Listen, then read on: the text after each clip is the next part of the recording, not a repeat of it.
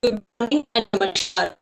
Welcome to the second day of 3 days online training program of disaster management jointly organized by National Institute of Disaster Management in collaboration with Oil India Limited. Myself, Dr. Harjeet Kaur, young professional NIDM, and I'll be the moderator of today's session. The Constitution of India is also known as a Bharatiya Samvidhan. India, also called Bharat, is a sovereign socialist secular democratic republic. The country is governed by the Constitution of India, which was put together by the Constituent Assembly. The Constitution of India was adopted on 26 November 1949. It officially came into effect from 26 January 1950. We celebrate our Republic Day on 26 January every year. To the of the Constitution of India, 26 November is celebrated as the National Constitution Day. The National Constitution of India is the longest constitution ever to be written by any country in the world. In today's session, we will be joined by the distinguished speaker, namely Arvind Bhatia ji, GM, Head Emergency Management Training Group, ONDC Academy, Dehradun, Lieutenant Colonel Dinesh Chandra Vasista, Joint Director, NIDM, and Mr. Raju Thapa, PM, who will be sharing some light in the theme of the program based on their vast knowledge and experiences. During the technical session, there will be a presentation, and once all the presentation are over, we will have question answer session at the end of each presentation. Your active participation is very important to us. Kindly use Q&A window only to raise questions. For our first presentation of the day, we have with us Mr. Arvind Bhatia. Mr. Bhatia is GM, Production is a chemical engineer, MBA in finance, and certified energy auditor. I pass on stage to you, sir. Thank you, Harjeet. Yeah, I'll be just sharing my. Please give me the presentation, Yes, right? yes, sir. Just give me.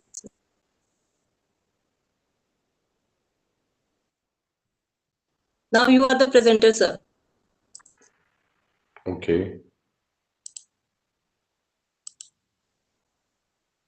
Not yet got it.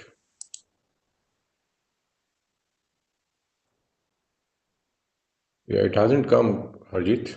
Yeah, I'm just giving, sir. It's showing some problem, sir. Just a minute, Okay. sir.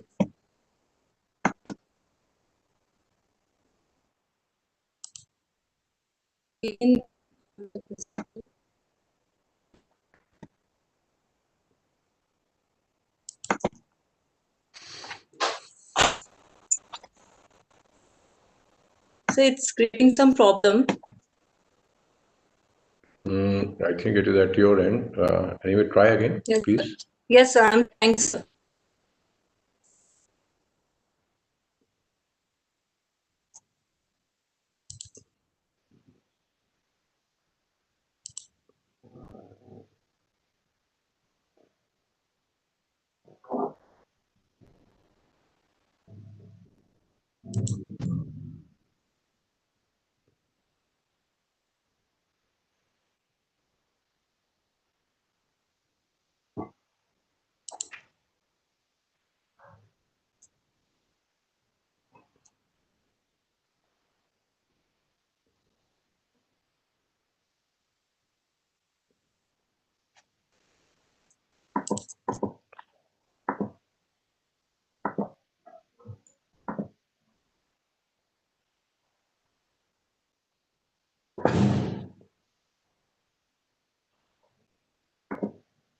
Sir, it's creating some problem. Just give me a minute, sir.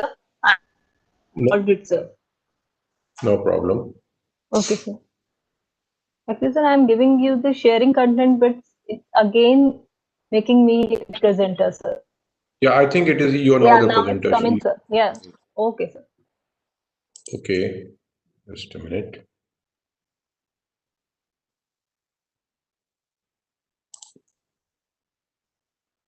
Okay, is it visible now? Yeah, is the slide visible, Harjeet? Yes, sir, the slides are visible. Okay, three. Great. Thank you very much. Thank you, everyone. And welcome to this second day of training on disaster management. I am Arvind Bhatia, GM Production, ONGC Academy, Dehradun. And we also conducted one training recently with NIDM. And I'll be talking mainly about the practical aspects of the training, which we have learned during the course of training people as per OPITO standards on offshore emergency management and the importance of initial response. Uh, I think in case there is any problem, I'll request Mr. Anil to please post on a message or stop me there immediately so that I can make the necessary. So this is basically about the major hazards and its management in offshore oil and gas operations. Most of you, just a minute. Yeah, most of you may be knowing our ONGC where we are operating. We are operating in offshore and onshore as well, and most of our production comes from offshore fields. And offshore, we've got assets, main assets as Bombay High, Neelam Hira, Basin and Satellite, Eastern Offshore, which has come recently. Bombay Offshore was the main one which had come long time back, and HPHT asset, which is a new asset in offshore. And also, we are present as Indian Oil India. We are present in Gujarat, in Mehsana, Ahmedabad, Ankleshwar, Cambay, and northeast in Assam, Tripura, south in Karaikal, Rajamundry, Bokaro, the coal bed methane project, and Jorhat, again, a new asset in northeast which we have carved out from initial Assam asset.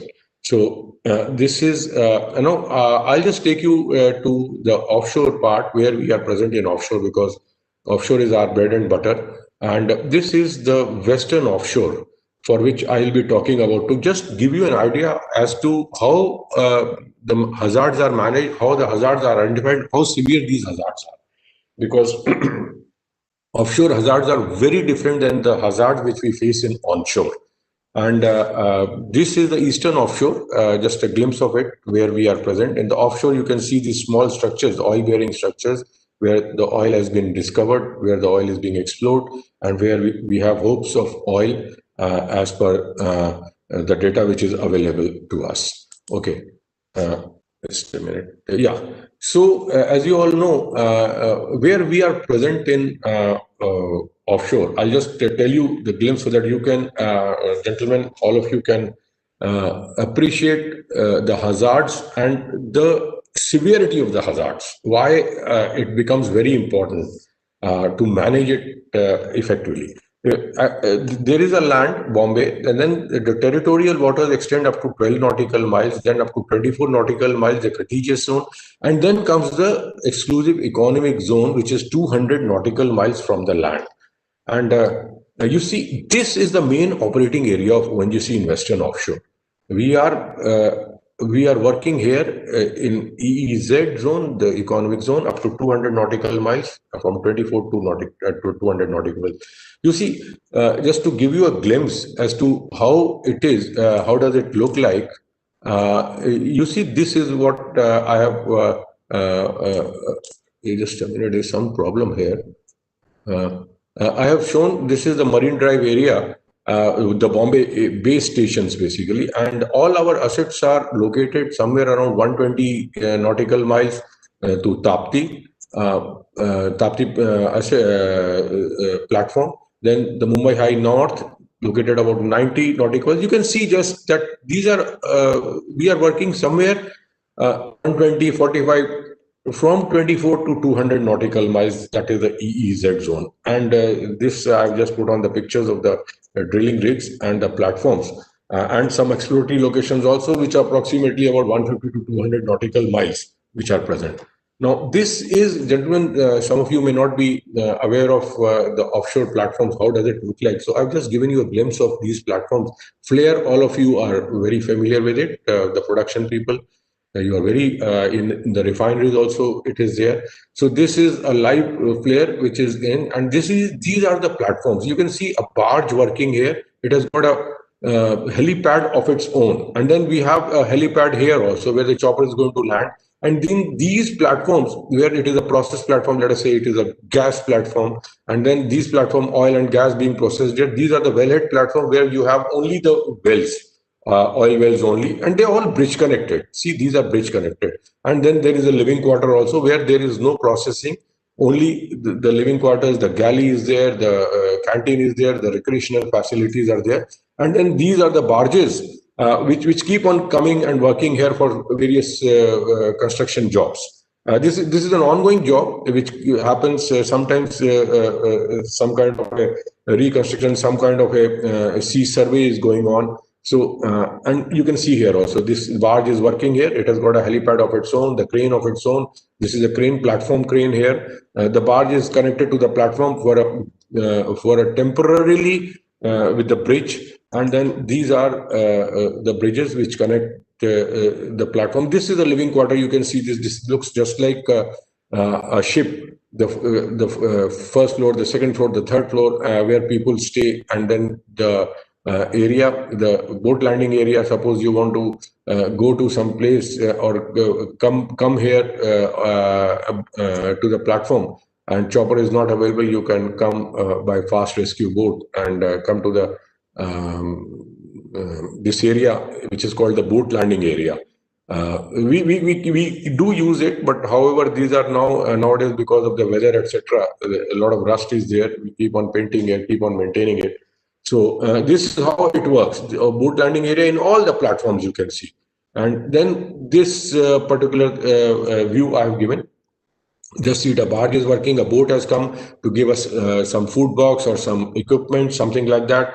And then these screens are there, the same view of the flare, which you can see here. And so this is how the usual life goes on. And this must be around 50 meters or 40 meters, this bridge. Okay. And this flare also must be 50 or 60 meters, something like that. I'm just giving you an idea as to how you can see this. Now, this from here, now the land is not visible here.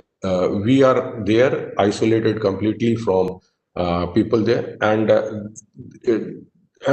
similarly a drilling rig in this area. They are also getting instructions, getting reports, giving reports as to the progress reports, the 6 hourly report, the 12 hourly report, and then a daily report which goes every 6 a.m. in the morning, as to what has happened, what is the production, what is the drilling rate, what is actually, in case any near miss is there, in case any accident is there. So we keep on sharing this continuously. Of course, hotlines are there available, the landlines are there, various VHF is there, and that is all. We are continuously connected with the base. Base is available in Vasudhara Control in Bandra, which maybe some of you might be knowing. And then for the drilling people, it is at 11 High. Where all the drilling people, the cementing people, the logging people, and all that section. And there is a drilling control room there. So people in drilling are continuously. Then we have a heli base in Santa Cruz, from where the choppers are flying. So we are connected with that. And then we have a Nava, from where we are boats for this food box, boat for the equipment, boat for the spares, and other gloves and PPs and whatnot. They keep on sailing from time to time. And this is a view I have purposely constructed because those of you who may not be knowing about the chopper operation, in fact, almost all of the transportation from base happens through these choppers. And here is a glimpse of chopper landing at a platform. And then we get down here from these stairs. And then this is a helipad. And you have a living quarter there where people stay. Okay. Now, just I assume all of you are not from production or mechanic or engineering discipline. So let us first understand what exactly is a hazard. See, hazard is a practice or a condition which has the potential to cause harm or loss. It's very important. Try to understand this. Are all hazards important for us? Do all the hazards need our attention? See, let us take the case of your house. I will just like to relate all things so that everybody understands. Electricity is a hazard. Yes, it is a hazard. And the higher the voltage, the hazard becomes even more intensive. Rotating shaft, any rotating shaft, whether it is a compressor or a pump, it is a hazard. Now, in your house also, if it is a rotating shaft using a mixie, you need to cover it, handle it with care. Don't, you are working and then talking to somebody, definitely something is not desirable. In a traffic light, if you are going traffic light, it is a hazard because the traffic increases. That is why if you are working, if you're going in a highway and you are coming into a populated area, if it is a school is there or a hospital is there, you see that there are road blockers, road bumps, and there are two in numbers always, for people coming from this side, for people coming from this side. So that is what we do. You have to stop it. If you don't stop it, then failing to stop is hazardous. That is what we say. And then flammable liquid in your house, if you are storing a paint or a solvent or perhaps kerosene, now we are not using. And then noise itself is a hazard. When you happen to go into a compressor area or in a turbine area, you have to wear the earmuffs and earplugs. Otherwise, definitely you're going to lose some frequencies. Occupational hazard, we already know. And then I always say, even cash is a hazard. Cash is especially a hazard nowadays because using cash unnecessarily instead of a UPI, I even treat a credit card as a hazard now, because do not use it in days of COVID. You may be acquiring or you may be transmitting the virus to somebody else. So even we keep on saying to our ladies there in the house, please do not wear the gold. Cash is a hazard just for this. Secondly, if you are taking a lot of cash coming out of a bank, you are inviting trouble. You may be knowing already there have been a lot of attacks, a lot of robberies, a lot of dacoities, people coming out of. So don't handle the cash, just handle UPI, etc. Similarly, gold, as I said, ladies wearing gold unnecessarily. Now that has, people have realized it. They are switching over to artificial jewelry. It's a welcome move. So all these things are hazard. Now, what does it mean? In offshore, I'll just relate all these things to hazard. Offshore oil and gas industry becomes even more hazardous. Why? Because hydrocarbon is there. Onshore also hydrocarbon is there. In your house also hydrocarbon is there when you're using this LPG. Marine environment, very severe. It can lead to a lot of corrosion. Marine environment. Staying in marine environment may damage your hairs.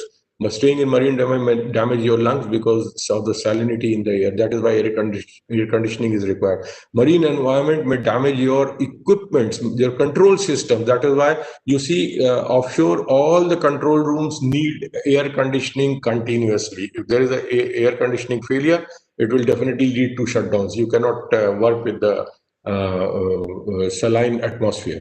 So heavy load handling, as I said, I showed you these cranes working. Heavy load equipment being taken on the platform, a running platform where oil and gas pipelines are already there. It's a small platform, 100 to 200 people staying there. And there is no way you can, immediately take care of this thing. Onshore आप इधर से उधर जा सकते हैं, lot of resources आ सकते हैं. यहाँ पर आपको सारी चीजें खुद handle करनी है.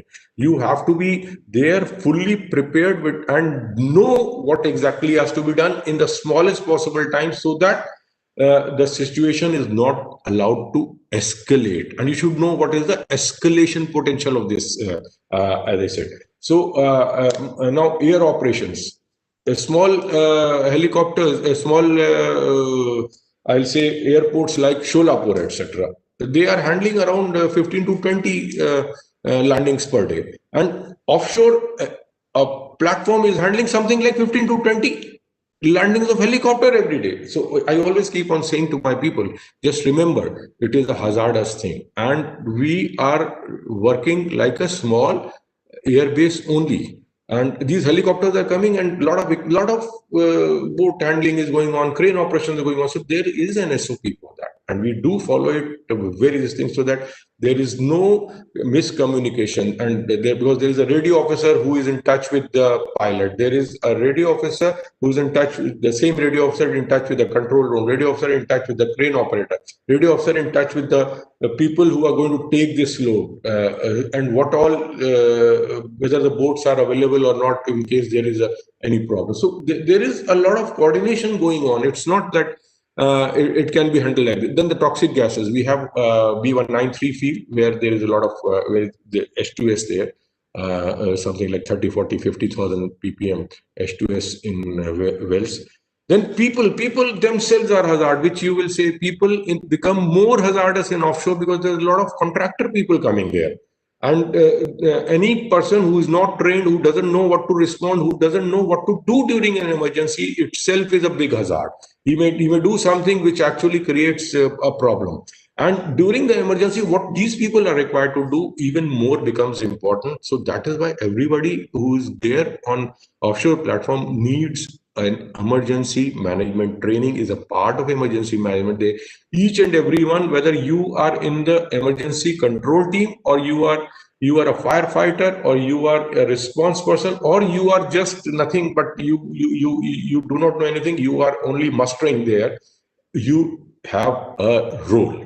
Okay, working on heights, this itself becomes a big hazard in offshore. It is a hazard everywhere. It becomes even more hazardous because when you fall from a height, you're falling on a structure, rigid structure, steel structure. And you know, I mean, rigid structure is going to give you a reaction and then आपकी हड्डी वड्डी भी टूट जाएगी. और मान लीजिए कि वहां से आप वो स्ट्रक्चर जो है corrosive है, हाइट से आपका वेट नहीं ले पाया, it collapses, you fall on a lower level, another rigid structure.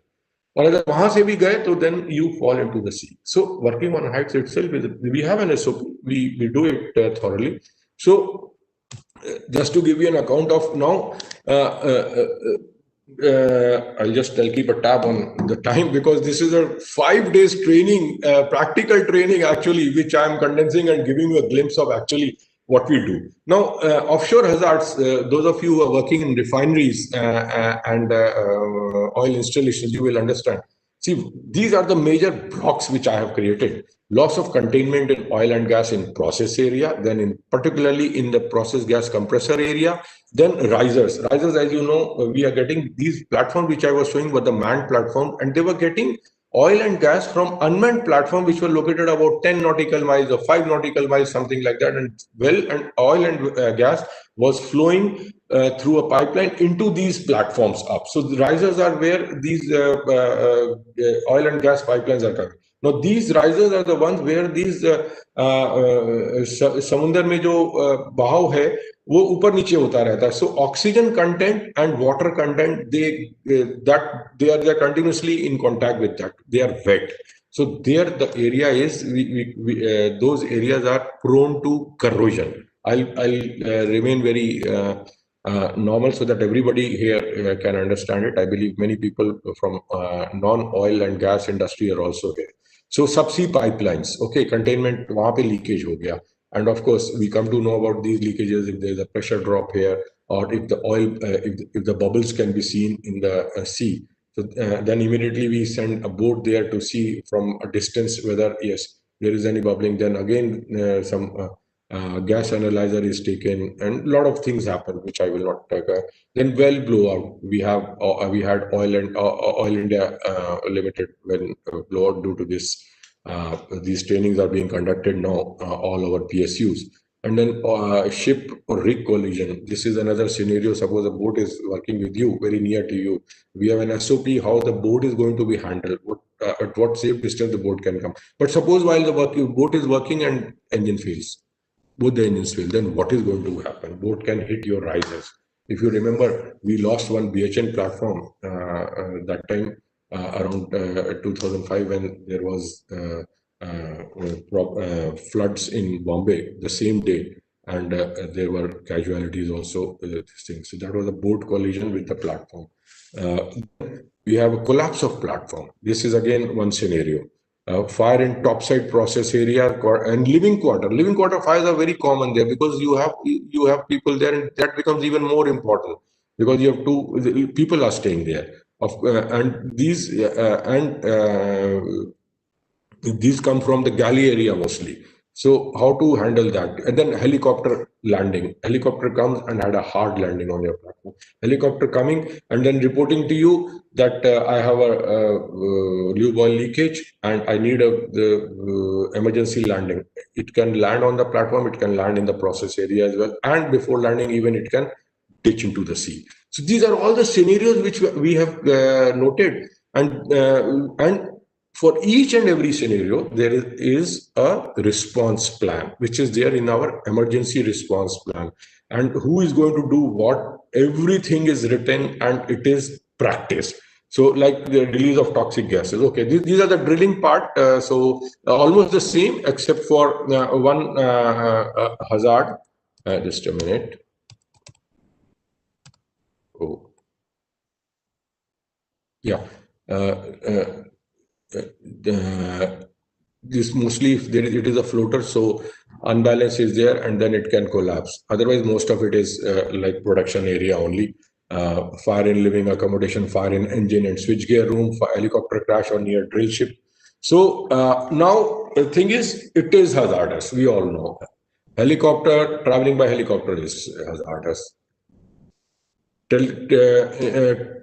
Traveling by train is hazardous, as you know. So what do? Can we stop our job? No, the show has to run. We have to devise a method, understand the hazard, what is the severity of the hazard, can we tolerate this hazard or not? Should we keep the show going or we have to stop it? So that is the major thing. If you see, so there are two things. Whether I'm sitting here, there is a fan up. That is also a hazard. Fan भी तो नीचे मेरे सिर पे गिर सकता है. क्या गिरता है? क्या मैं फैन को चलाए बगैर सोता हूँ? रात को सोता हूँ मैं. फैन चलता रहता है. So I'll do whatever best is possible. I'll keep on doing a monthly annual check.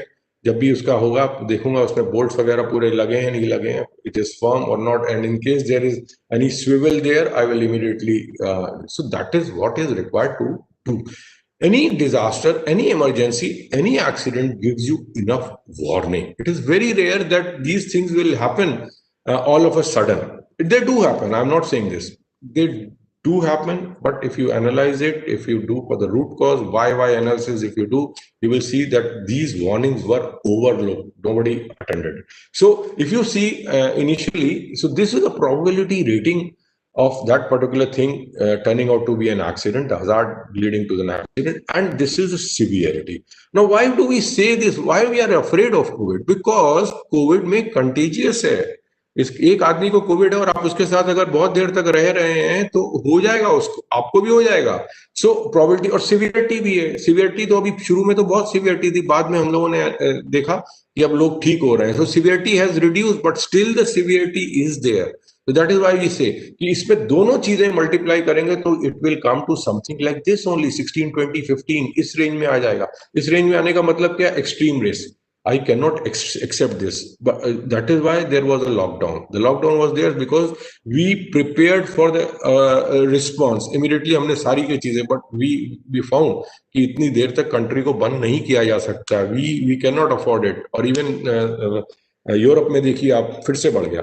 So you have to understand it is risky. आप उस चीज को समझिए, बट उसको अगर आप कम कर सकते हैं, उसको हाई रिस्क है, you must implement the extensive risk control जो अभी हम लोग कर रहे हैं और कह रहे हैं कि इसको आप अब ठीक है हम आगे बढ़ते हैं इसमें. मास्क पहनिए, that is it. Keep a safe distance between this, and I'll come to another slide as to how we react with this. And if it is low risk, no problem. Some risk control may be justified. So, so I'll just come to hierarchy of risk control. अब risk तो है, इसको क्या करें? क्या हम बंद करें? नहीं, हम आगे बढ़ेंगे. कैसे बढ़ेंगे हम? सबसे पहले तो उसको एलिमिनेट ही कर देते हैं. If I can do away with this, best way to eliminate this risk for this COVID is let us not go out straight away. Let us be indoors. Let us isolate ourselves. पूरी तरीके से. और वही हम करते हैं. जब हमको पता लग जाता है कि हजार्डस हो गया, एक आदमी कोविड पॉजिटिव हो गया, तो हम उसको आइसोलेट कर देते हैं. 14 दिन तक आप रहिए घर के अंदर, भी आप सेल्फ क्वारंटीन करिए आप. ओके. और सेकंड थिंग क्या है? I will substitute it how? I will change the procedure of doing it. I will change the location. ऐसी जगह पे करूंगा मैं. Let us say I'm doing it right now, transmitting this, interacting with you from home. That is another way. Then process change कर देंगे हम. Refineries में जो लोग हैं वो जानते हैं, if a hazardous chemical is there, if a high pressure process is there, I will convert it so that I'm able to do it at a low pressure, at a low temperature. These are all hazardous problems, then I'll change the equipment. Instead of उसके मैं thickness बढ़ा दूंगा, equipment change कर दूंगा, material change कर दूंगा, मैं उसको alternate chemicals change कर दूंगा. If it is an absorption chemical, is very hazardous chemical, is dangerous, not people cannot tolerate in case of leakages. Methyl isocyanate का केस आपको याद है, एक बार लीक कर गया था कितना ज्यादा, बाद में फिर लोगों ने उसमें प्रोसेस में चेंज किया in case we can not use it from another method. Okay, so engineering control, installation of barriers, as you know, maybe this will be covered by other people as much. There are a lot of barriers which are there. Until unless all the barriers fail, accidents cannot happen. So keep on installing barriers. And process controls, if it is a high pressure, before the pressure reaches the point, it will give you an alarm. So alarm होगा, उसके बाद high pressure होगा, high pressure पे shutdown हो जाएगा, valves, inlet valves बंद हो जाएंगे, and things like that. Installation of alarms, sufficient alarms should be there. And alarms को आपको लोगों को educate करना है. People should be analyzing those alarms very frequently. Take out the details from the DCS. Okay, automation as much as possible, but then human interface has to be there. Material selection, as I said. Then comes to administrative control. What was this administrative control? क्या था? मैं अभी देख रहा था, अभी 144 लग गई है यूपी के अंदर. फिर लोगों को बोला गया कि नहीं जी, अब 50 से ज्यादा लोग शादी में नहीं जाएंगे. These are all administrative control. बीच में टोटल बंद हो गया था जब मार्च में हुआ था. These are administrative, we will not allow you to go. And then systems like PTW हम लोग करते हैं, permit to work system. These are essential things which are essentially required. अगर आपको दिया गया है, ये इसीलिए दिया गया कि आपको एक्सीडेंट और हजार्ड्स को कंट्रोल करना है, काम करना है. अगर आप नहीं करेंगे तो फंसेंगे. ये आप नोट कर लीजिए. मैं आप हर लोगों को ये बोलता हूँ, साइमल्टेनियसली अगर साइमॉप्स हो रहे हैं, कौन कौन से ऑपरेशंस आप नहीं कर सकते. These are there in the offshore installation. Onshore में भी रहते हैं, आपके रिफाइनरीज में भी रहते हैं. Access control, you will not be allowed to go. आज एक्सेस कंट्रोल का हम क्या देखते हैं? एक आदमी जाएगा, उसके बाद काम करेगा, वापस आएगा. आपको एक्सेस कंट्रोल जाएगा तो अच्छी तरीके से सैनिटाइज करके follow these procedures. I am just giving you this thing. ऐसे ही एक्सेस कंट्रोल रिफाइनरीज वगैरह में होता है. People, if they are being allowed, you need to know that these are the right people. आप unnecessary ऐसे आदमी को जिसको कुछ नहीं पता है all installation के बारे में, you will not allow them to go. If you are allowing them to go, they need to be briefed about what is there on the platform in case of emergency. क्या करना, क्या नहीं करना, ये भी important है. So control of hours and working and rest. This is very important when we are dealing with these choppers, because choppers में क्या होता है, उस समय सबसे बड़ी प्रॉब्लम चॉपर्स में आती है कि वर्किंग आवर्स होते हैं. चॉपर हमारे ऑयल वेल बंद हो गए. So we want these choppers to remain there, help us. But pilots हैं, वो भी सुबह से वहां से उड़ के आए हुए हैं बॉम्बे से. They will not be able to, उनका भी तो उनका रनिंग आवर्स हमने एकदम उनके मैनेजमेंट ने एकदम स्ट्रिक्ट किया हुआ है. They have to reach there in Bombay after doing so much duty, because once you get stressed, आपका बीपी बढ़ जाएगा, आपकी एफिशिएंसी डाउन हो जाएगी, आपकी your capability to interact, your capability to react will also go down. And training and competence, and then personal protective equipment. These are very important. Now, अगर कुछ भी नहीं है, आपको काम करना है, तो personal protective equipment last option है, आपको करना ही करना है. ओके और इस केस में भी आप देखिए, पर्सनल प्रोटेक्टिव इक्विपमेंट की बात है. अभी डॉक्टर्स को करना ही करना था. अभी डॉक्टर्स भी अगर नहीं करेंगे तो कैसे बचेंगे? तो पूरा पीपी डिजाइन किया गया. ओके, उसमें डिस्टेंस किया गया. फिर आपने देखा होगा एयर ट्रैवल भी स्टार्ट हुआ. Use that protective equipment very carefully, very appropriately. पूरा आप अपने आप करिए. इसी तरीके से जब हम लोग ऑफशोर में करते हैं, helmet is must. Goggles are, safety goggles are there. आपका ear plugs are absolutely required. And then आपके safety shoes होने चाहिए, आपका hand gloves होने चाहिए. Make sure that these things are being done. Until they are done, people should not be allowed to go into the process area where the operations are handled. Okay, and the last thing, if you still cannot do not want to do this, you have to do this. आप ये सब तो करेंगे ही करेंगे, पर अपनी risk जो है ट्रांसफर कर देंगे. रिस्क कैसे ट्रांसफर हो सकती है? Many of you know it already. This is get insured. Insurance क्या है? मैं गाड़ी का इंश्योरेंस कराता हूँ, अपना लाइफ इंश्योरेंस कराता हूँ. क्या? I am just betting on that. हमारी और इंश्योरेंस कंपनी की बेट लगी हुई है in a ratio in which I am giving the premium. ये होगा, ये इवेंट नहीं होगा. So this is what is happening. Okay, सो अभी जस्ट एक आपको बताने के लिए कि अगर हजार्ड है, हमने आइडेंटिफाई कर लिया, what to do, basic thing is I try to eliminate it, सबसे अच्छा, this is the most effective, eliminate, then substitute, then engineering control, then isolate, और लास्ट में है मेरे को पीपी पहन के काम करना ही करना है, दिस इज लेस इफेक्टिव। जो मुझे अगर बाहर निकलना है, आज घर से बाहर निकलना है मुझे, घर में मैं घर से निकलता हूँ, मेरे गाड़ी के अंदर भी मास्क रखे हुए हैं मैंने, मैं अपनी जेब के अंदर भी रखता हूँ, मैं ऑफिस के बैग में भी रखता हूँ कि इनकेस मान लीजिए मैं निकलते हुए भूल गया तो हर तरफ ग्लव्स। जैसे कई लोग हैं वो अभी भी मेरे से बात करते हैं, कहते हैं अरे तुमको इतना इतने चश्मे तुम्हारे पास कितने हैं? आई ऑलवेज से मेरे पास 15 चश्मे हैं, हर जगह, हर कमरे में, हर मेरे बैग में भी रहते हैं, because this is something I can not work. अगर मेरा टूट गया ये, मैं कहाँ पे जाऊंगा, मैं और कोविड के समय कहाँ जाऊंगा? सो इसी तरीके से ग्लव्स, जैसे आपके पास हर जगह ग्लव्स रखिए, एवरीबडी, आपकी वाइफ अगर ऑफिस जा रही है, tell them to keep the sanitiser in the box, tell them to keep multiple mask in their bags.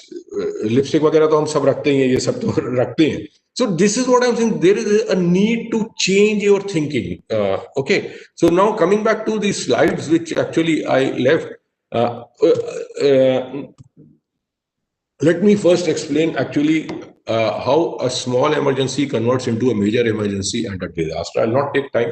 Already I've taken 35 minutes. See, if it is a small emergency, a situation which presents a threat to ONGC's property, your property, my property, and environment, and if it goes beyond, it becomes a catastrophe, disrupting normal life, resulting into a chaotic situation and threat to lives, properties, degradation of environment, and इसमें सबसे important है large scale resources. अभी अगर वहां पे आपने देखा offshore के अंदर, अगर छोटे से हम लोग 120 रात का टाइम है, बोट्स हैं, थोड़ी सी चॉपर है, रात को फ्लाई नहीं कर पाएगा, तो उसको इमीडिएटली रिस्पॉन्स देना है before it converts into an big tragedy. So people who are working in offshore needs to be trained. They should know exactly, and the response has to be very fast. Okay, so this was there, and I'll just tell you this particular definition is going to be repeated again and again, I know, during this 3 days course. DM Act says that disaster, वही सारी चीजें, human suffering, damage to, destruction of property, damage to environment, and is of such a nature or magnitude as to beyond the coping capacity of the community. Now this becomes a disaster. Like let us say this COVID is so much कि हमारे पास hospitals भी नहीं, हमारे पास PP भी नहीं था शुरू में, तो बाद में पीपी तो हमने कर लिया, अभी आज के दिन जो हॉस्पिटल्स खोल रहे हैं। So just try to understand this particular photograph you see, this was a BHN platform which we lost in 2005 when this boat just came and collided with it. Actually, there was a transfer of a person going on. He had injured a finger, and we were just dealing with this boat at something like evening. And Bombay was facing huge floods, basically rainfall, if you all remember. It's a history there. And then this happened. ये एक चीज हमेशा हो रही है कि जब आफत आती है, जब विपदा आती है, जब ट्रेजेडी होती है, वो देखती नहीं है कि टाइम क्या है। वो उस समय आती है जब आप बिल्कुल उसको रिस्पॉन्ड करने में आप असमर्थ होते हैं या आपकी इंटरेक्शन बहुत कम होता है। जब ये आई थी तब बॉम्बे में हमको कितनी प्रॉब्लम हुई थी, we all ONGCians know that time. अभी आपने देखा था कि अभी जब ये चल रहा था उसी समय स्टारिन लीकेज हो गया था आंध्रा में, जब ये चल रहा था उसी समय बंगाल वाला हुआ था, जब ये चल रहा है अभी आज के दिन साउथ में एक विपदा आई हुई है। अभी you see these one disaster overlapping another disaster. So these are the things which happen, and it can happen anytime, anywhere. So we have to be prepared with these multiple. So what happens is there is an emergency response plan for all the platforms. They basically tune to that platform, जिसमें की सारी details लिखे होते हैं. Most of these are there. और उसमें exit route कौन सा है, किस riser के पास है, north, south, east, west. Everybody, the emergency control team, they know about this plan. And then there is a regional contingency plan. This plan is in case the platform में अगर वो handle नहीं होता है, in case वो इतने ज्यादा बन जाता है, देन रीजनल कंटिजेंसी प्लान, जिसमें कि बॉम्बे को पूरा इन्वॉल्व किया जाता है। उसमें बॉम्बे में जो हमारे एसेट्स हैं उसमें सबसे सीनियर मोस्ट एसेट मैनेजर है, he takes charge of that immediately, and multiple agency like Indian Oil, BP, HP, उनके जो रिसोर्सेज हैं, plus Reliance, plus coast guard, plus Indian Air Force, plus navy, plus Maharashtra government, plus Gujarat government, जितना west coast में जो है सब उसके अंदर उसके मेंबर्स हैं, सबको उसमें अलग अलग रोल्स है, सबको क्या क्या करना है। सो पूरा इमीडिएटली उसका गठन होगा, उसको एक्टिवेट किया जाएगा। I won't go to that because I will be particularly talking about emergency response plan and our roles there on offshore. Then there is a corporate disaster management plan which you know ONGC headquarter Delhi, that becomes into action. Then immediately MOPNG comes into action, and even after that the National Crisis Management Team आ जाएगी उसमें action में, prime minister's office and everything. A lot of people will be talking about this. Everyone will be talking, so I won't be taking the time to. Now, see what is there. Best thing is you have to first disaster management prevent that. Prevent का मतलब है identify the hazards, see the severity, see the probability, और कोई भी चीज आपको लग रहा है कि इसका एस्केलेशन पोटेंशियल है, उसको इमीडिएटली नोट करिए, मैप करिए, उसको कैसे काम करें. It should not happen. As I said, prevent. उसके बाद यू प्रिपेयर इट. क्या कैसे प्रिपेयर करेंगे? if that thing can lead to any disaster or emergency, you train your people as to what is to be required to be done, किसको क्या करना है, because time is of importance. In offshore, you are isolated, resources are limited, so you have to do. And then the event happens, suppose it happens, then your response. Now, what I am doing there is, I am the head of emergency management training. My team is preparing people to respond to the emergency if it happens, so that it doesn't become a regional contingency problem, and it doesn't become a disaster. We are able to contain it there. And if at all we know that it is now beyond the coping capacity of the platform, and we need to tell them, we immediately, it has to be informed to them. When immediately जैसे ही कुछ होता है, हम उनको हम loop में तो पहले ही ले लेते हैं, but कब हमको करना है, और in the event that we can not handle it and we have to leave the platform, that decision also has to be taken. Gentleman, this is a practical training which actually we are giving, very important, and what we have seen is people's reaction. क्या होता है, तो मैं इसमें just आगे आता हूं. The type of training which we are giving actually, so these are the safety trainings, HUET training, helicopter under escape training, जो हम लोग कराते हैं बॉम्बे में. there is a water body, उसके अंदर हम लोगों को ले जाते हैं. it turns so that people are, and it happens absolutely what happens in a kind of a helicopter crash. उनको सिमुलेट किया जाता है, so नीचे भी जो है उनको पता होता है, क्योंकि ये पूरा घूम जाता है helicopter. when if it lands there, if it doesn't float, it will overturn, because most of the weight of the helicopter is on the upside, so center of gravity ऊपर है, वो immediately turn करेगा, नीचे करेगा. so ये जो लोग बैठे हैं जिनका कि अभी सामने है, वो सारे टर्न हो जाएंगे, and they have to, and you should be knowing which side your exit door is there. तो ये उनको ट्रेन किया जाता है, उनको पानी के अंदर, and once the helicopter ditches, it starts going down immediately. Okay, if it doesn't float, if it goes down immediately, probably you will be feeling pressures on your ear. तो आपको नीचे से निकल के ऊपर आना. It doesn't mean that you should know swimming, but you should be aware of what is going to happen. So, and similarly, firefighting, we have an IPSHM training center there in Goa, वहां हम कराते हैं. और ये major emergency management training imparted to all वाइम्स. This is OPITO approved training, and हम उसको as per ओपिटो standard से करा रहे हैं. Previously this training was being conducted by OPITO accredited people who were coming from abroad, and they were charging something like 9 lakh rupees, 10 lakh rupees for training one person. Now we have, with the help of the people who actually got trained through these goras, who are coming from Aberdeen, we have formed our own team, and we are training our own people here, and we have taken a pledge to train all the people on this thing. And extensive trainings were being imparted. Now, because of the COVID, actually people are not able to travel, so this has come to a standstill, and I am sharing my experiences of them still by doing these online trainings. We have started. So in case you need this help, anybody needs this help, you can contact us after that. There's no problem. We'll try to help you also. Now, well-controlled school, we have IDC accredited well-controlled school, and IDT, which is there, so that you know when there is a blowout, when the well goes out of hand, what is to be done, what are the alarms which actually you will get before the well actually you lose the well. And then the technical skill training we have there, we've been imparted in Baroda.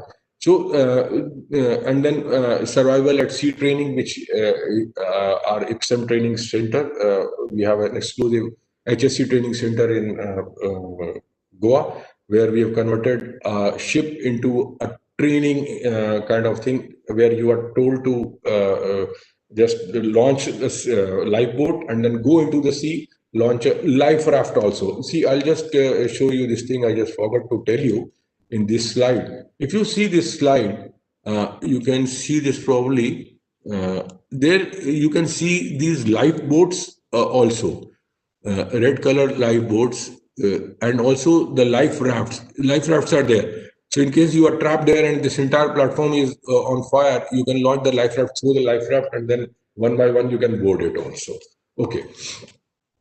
Now I'll just come to actually give you a small glimpse of what actually, how do we impart this training. So these are the identified energy, these scenarios, and we have compiled it. These are the hazards which can happen on an oil platform or a rig. What is this? Hydrocarbon, as I said, fire in a non-hazardous area, wellhead incident potential, and DC, man overboard.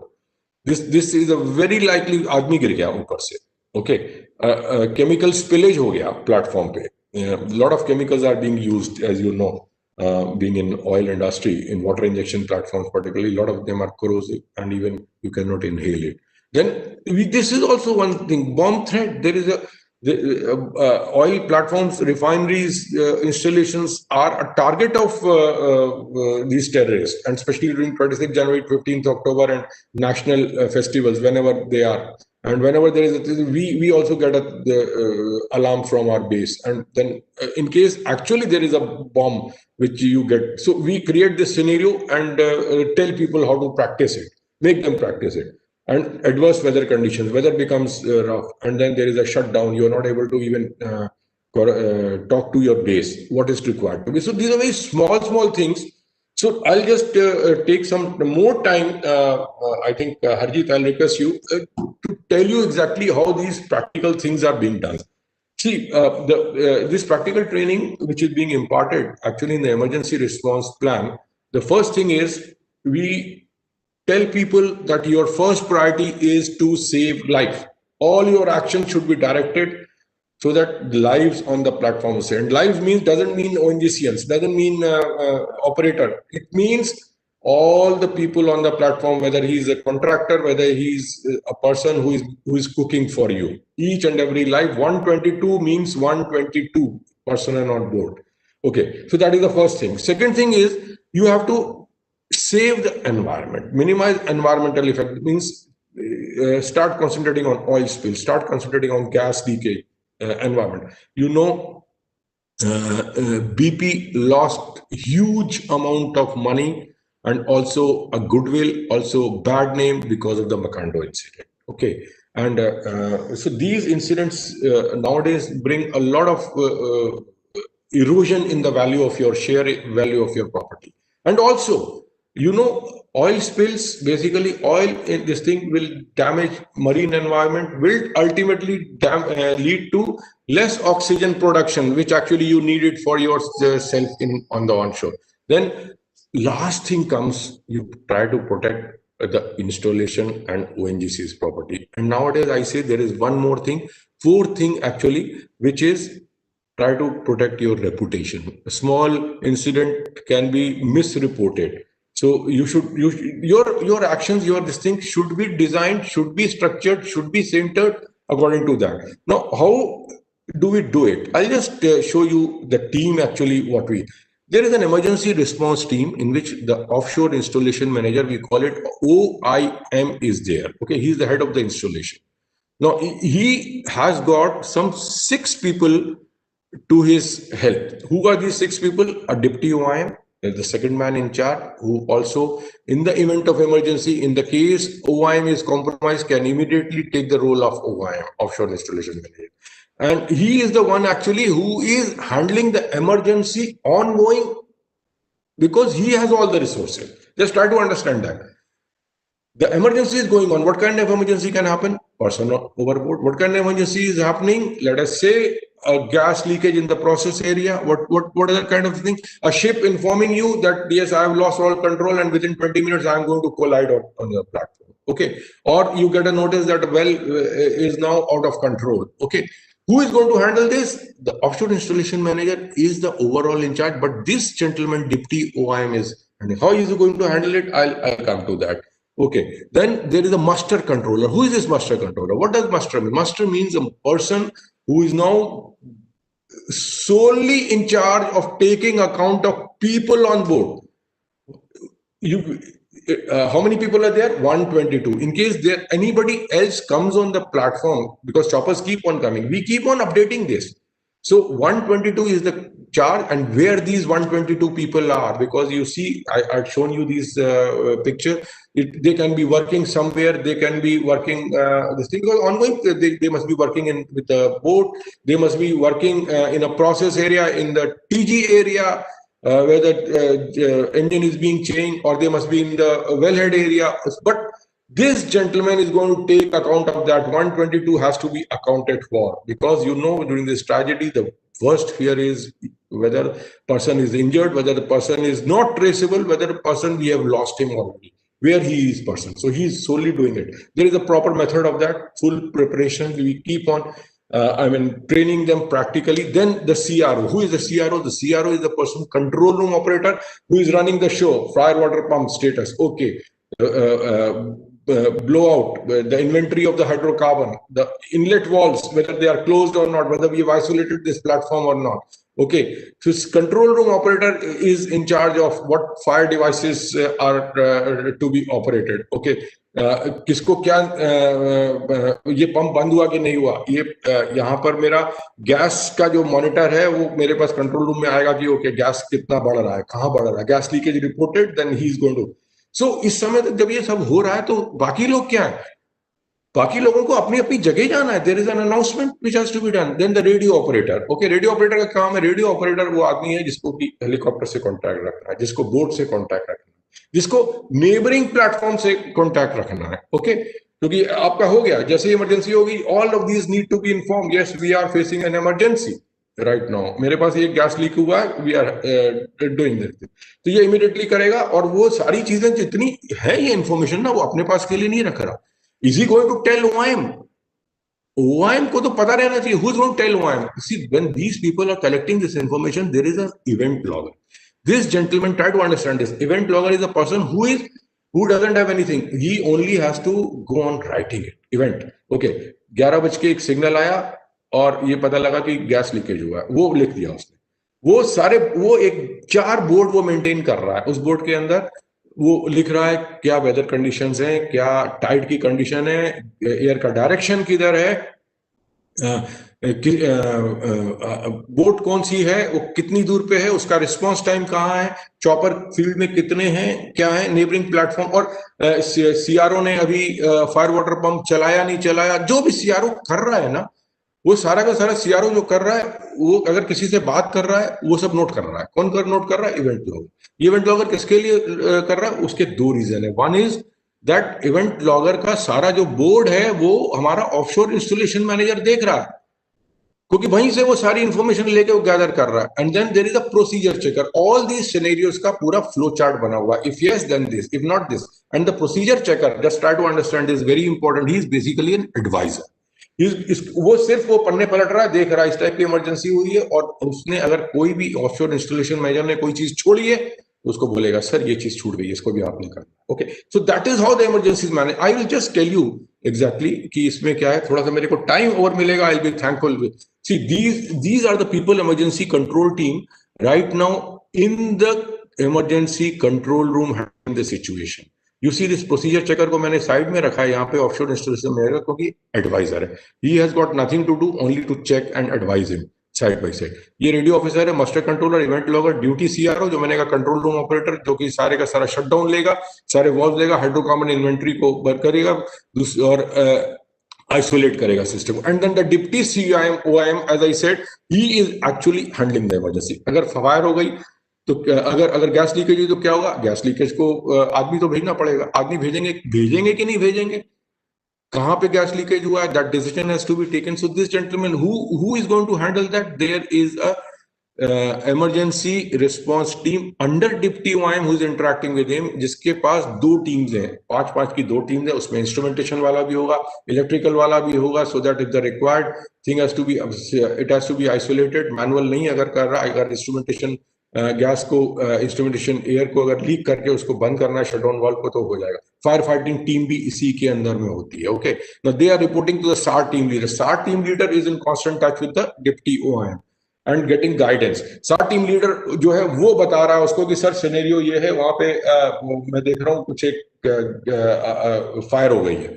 Whether to approach that fire or not will depend on, and which side to go to dose that fire. That decision has to be taken based on the wind velocity, based on the severity of the fire. Okay, and उसको cool करना है, उसको बंद करना है, isolate करना है, वो सारा का सारा डिप्टी ओएम लेगा। और डिप्टी ओएम जो भी कुछ उससे बात कर रहा है, सार team leader is not in the control room. Try to understand this. And ये सारी वार्तालाप जो हो रहा है इसका, वो ये भाई साहब जो है हमारे इवेंट लॉगर जो है वो नोट कर रहे हैं और लिखते जा रहे हैं। और ये जो हमारा ओआईएम है ये उसके हिसाब से डिसीजन ले रहा है, because OIM has to keep a track of भाई बोट को बोला गया कि नहीं बोला गया, हेलीकॉप्टर को बोला गया नहीं बोला गया, नेबरिंग प्लेटफॉर्म को बोला गया नहीं बोला गया, और सबसे ज्यादा वसुंधरा कंट्रोल रूम को बोला गया नहीं। ये काम ये ओआईएम खुद करेगा। ओएम के अलग फोन है उसमें। Now this is all being, the scenario is being created, scenario की सिवियरिटी क्रिएट की जाती है। उसमें पहले आपको पता लगा कि एकदम से अलार्म आया और किसी को कुछ पता नहीं है क्या होने वाला है। दिस काइंड ऑफ सिनेरियो आप तो ड्रिल्स तो करते हैं, but drills are not that effective, because drills में लोग इतने, ड्रिल्स लोगों को पता है ड्रिल हो रही है। यहाँ पे उसको और सीवियर बनाएंगे हम। पहले होगा जी आपको गैस लीकेज हुआ है, देन सीआरओ को टाइम दिया जाएगा, वो एनालाइज करेगा, फिर सीआरओ कैसे रिएक्ट करता है और वो बताता है। मेन जो हम लोग करते हैं वो इस आदमी को ट्रेन करते हैं ऑफशोर इंस्टॉलेशन।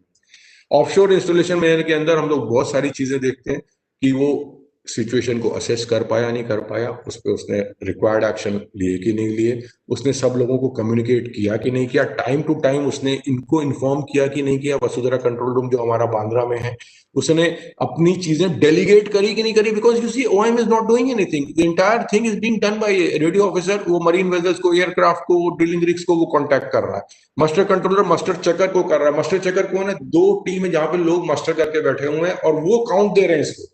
और कई बार वो प्राइमरी मास्टर की जगह सेकेंडरी मास्टर में चले जाएंगे। सेकेंडरी मास्टर क्या है? द सिवियरिटी इज सच कि वो एकदम से आपको पता लगा इतनी तगड़ी उसमें आग लग गई है कि नाउ मुझे अब लोगों को इवैक्यूएट करना पड़ेगा। So I will immediately master controller जो है अपने लोगों को ओएम के इंस्ट्रक्शन पे बोलेगा आप जाइए सीधा लाइव बोर्ड पे जाइए। नाउ जेंटलमैन, ये जो हम लोग ट्रेनिंग देते हैं इसमें the decision to evacuate the platform is also very important. One hand, because this is a very dicey thing. आप लोगों को evacuate करने के लिए भी पहले भी नहीं बोल सकते। You are sitting on a platform where it is stable और आप उसको समुद्र में डाल रहे हैं लोगों को, बोट के ऊपर। बोट itself आप उसमें it can lead to vomiting people, and where this exactly boat has to go, that also has to be decided. Who is going to decide? This gentleman radio officer is going to decide किसके, in consultation with the boat. Why? Because the boat को वहां पे जब जाएगी तो boat का एक care taker रहेगा। We say he becomes the IC, the incident controller. Boat को वो इस बोट के साथ ये वाला बोट जाके उसके कांस्टेंट टच में रहेगा। उसका पूरा प्रोसीजर है कि how the boat has to be launched, who is going to launch the boat, what information is to be given to the boat, even the words which are going to be used by the OIM under this emergency in talking to Vasudhara control room, in talking to these people are also standardized. The frequency at which he has to speak with these people is also standardized. आप उसमें ज्यादा नहीं बोलेंगे। Some words जैसे हम लोग जब practice देते हैं, जिन लोगों को प्रैक्टिस नहीं होती वो बोल देंगे please assemble at your muster station, don't get panic, panic is not allowed. The right thing is, see, I'll just show you. I'll show you. Actually, it's a long presentation, and really, see, gentlemen, please muster at your location, and we are dealing with the situation. You have to keep these people informed. Actually, what you have to do. Just I'll show you some photographs. It's a long thing actually, and not possible for me to. I need at least 4 hours to tell you. You can see this. This is a simulator training, and at the back of this simulator room, we a team of 4 instructors are there. And cameras are installed here. You see, gentlemen, speakers and cameras. These are the cameras. They are installed. 4 cameras are installed, and we at the back can see what they are talking, what they are doing it, and this is being recorded. And then later on, we analyze this, and then we interact with this team, especially the OIM, as to why this decision was taken. You can see this. This is the radio officer. He is now taking this board and looking at it. This gentleman is actually the master controller, taking account of people there and then writing it down here. Even if the person is injured, he will say the board will be. There is a format there. वो आदमी कौन था, क्या था, वो कहाँ पे injured पड़ा हुआ है, उसको अगर हमने फर्स्ट एड दी है तो वहां से लाके हमने उसको कहाँ ट्रांसफर किया और उसका हमारा प्लान अगर है उसको भेजने का, वो भी सब नोट हो रहा है. बोट से हमने उठाया, उसको समुद्र में गिर गया, वो सब चीजें यहाँ रिकॉर्ड हो रही है. सो 122 लोगों की एक की हमारे पास. ये तभी हो सकता है जब ये आदमी अपना सही काम करे, बिना किसी से इंटरेक्ट किया, इसको अपने रोल्स एंड रिस्पॉन्सिबिलिटी पता. ये भाई साहब जो है, ही is the deputy OIM, he is in touch with that crisis management team, जो जिनके अंडर में, वो जो मैंने बोला इंसिडेंट कंट्रोलर, उनके अंडर में 2 5 की टीम है. So they are constantly in touch with them कि भाई क्या हो रहा है. फर्स्ट टीम गई है, उसने देखा फायर बढ़ रही है, सर वो आईसी को आईसी इनको बताएगा, सर बहुत ज्यादा बढ़ रही है, अब क्या करना है. Okay, and based on that, he will take a decision in consultation with OIM or probably himself. These people are all trained. And then this is the gentleman you see, he's on the screen. And right now, monitoring all the parameters, control room के क्या pressure, temperatures, hydrocarbon inventory, walls बंद हो गए, नहीं हो गए, gas कहाँ पे बढ़ रहा है. And then this is gentleman, he doesn't have to do anything. He has to only keep on writing whatever everybody is doing. Because this board is a legal document. In case of evacuation, a photograph of this board is to be taken, and then only you can depart it, because that is the last thing which actually the inquiry committee is going to refer to. And then इस वाले board को भी इसको manage करना है, क्योंकि OIM अगर कोई इंस्ट्रक्ट कर रहा है ना किसी को, वो एक्शन हुआ कि नहीं हुआ वो कैसे पता लगेगा. और या फिर OIM ने बोल दिया कि ओके, कंट्रोल रूम को start fire water pump, start fighting fire. So ये सारी चीजें जब वो बोलेगा, किसको बोला उसने सपोज बोला डिप्टी OIM को. डिप्टी OIM ने वो निर्देश नीचे दे दिया. ओके, अब डिप्टी OIM उससे बात कर रहा है. Okay, you started the fire fighting. No, all these things OIM constantly वो वसुधा कंट्रोल रूम को भी बात कर रहा है. वो इधर उसका ध्यान सबसे पहले मास्टर की तरफ जा रहा है. मास्टर मेरा पूरा हुआ कि नहीं हुआ, बिकॉज सबसे पहले उसका प्रायोरिटी है आदमी की.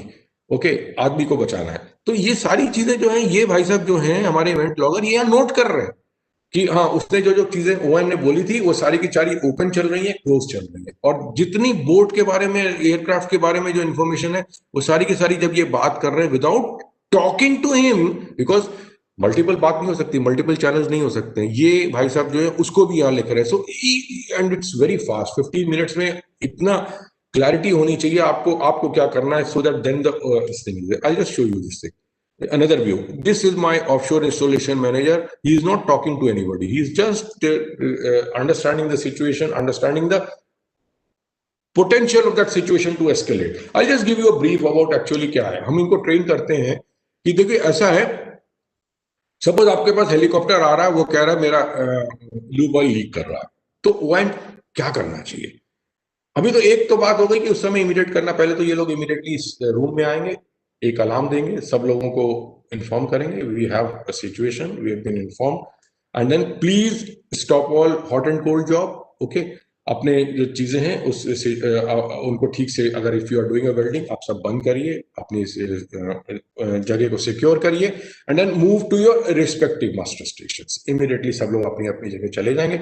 मास्टर पे जो लोग हैं वो लोग अपना इंफॉर्मेशन देना शुरू करेंगे. Yes sir, my condition this, यहाँ का मास्टर हो गया, जैसे 1 2 3 4 5 6, एक आदमी हो रहा है, 7 मास्टर, इसका अलग बॉक्स बना हुआ है, उसमें लिखा जाएगा, ताकि आपको पता लग जाए कि कितने आदमी मिसिंग है और कहाँ पे कौन सा आदमी मिसिंग है. Very very important job, very confusing job, takes lot of effort. इसमें कंफ्यूजन जो हम क्रिएट करते हैं. So this gentleman is my OIM right now. और यहाँ पे वो सिचुएशन, वो एक्सीडेंट कहाँ हुआ है, यहाँ पे सब इस बोर्ड को ये तो हमारे सॉरी ये थे, ये भाई साहब जो हैं अभी देखिए अपना मैनेज कर रहे हैं।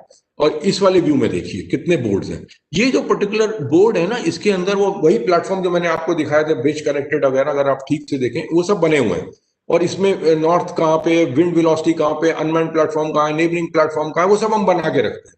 देन उसमें जब ये सारी चीजें हो रही हैं, सारी information what ever is happening is being map is being captured and depicted on this board. आप ये देखिए यहाँ पे, it's not clear here, this master controller is right now busy in finding out कि कौन आदमी कहाँ है, कौन आदमी को ट्रांसफर कर दिया बोट में, अगर नीचे गिरा है तो उसको हेलीकॉप्टर से किया, हेलीकॉप्टर उसको लेके जा चुका है उस आदमी को, पूरा किस किस कॉन्ट्रैक्टर का है, सब कुछ है।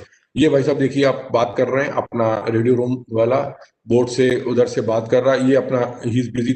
While this photograph was taken, none of them was aware that these photographs are being taken. Okay, ये एक मैं फोटोग्राफ आपको और दिखा रहा हूँ ना। ये एक सज्जन है, ये पीछे खड़े हुए हैं, ही इज द वन जो procedure checker, he is the advisor.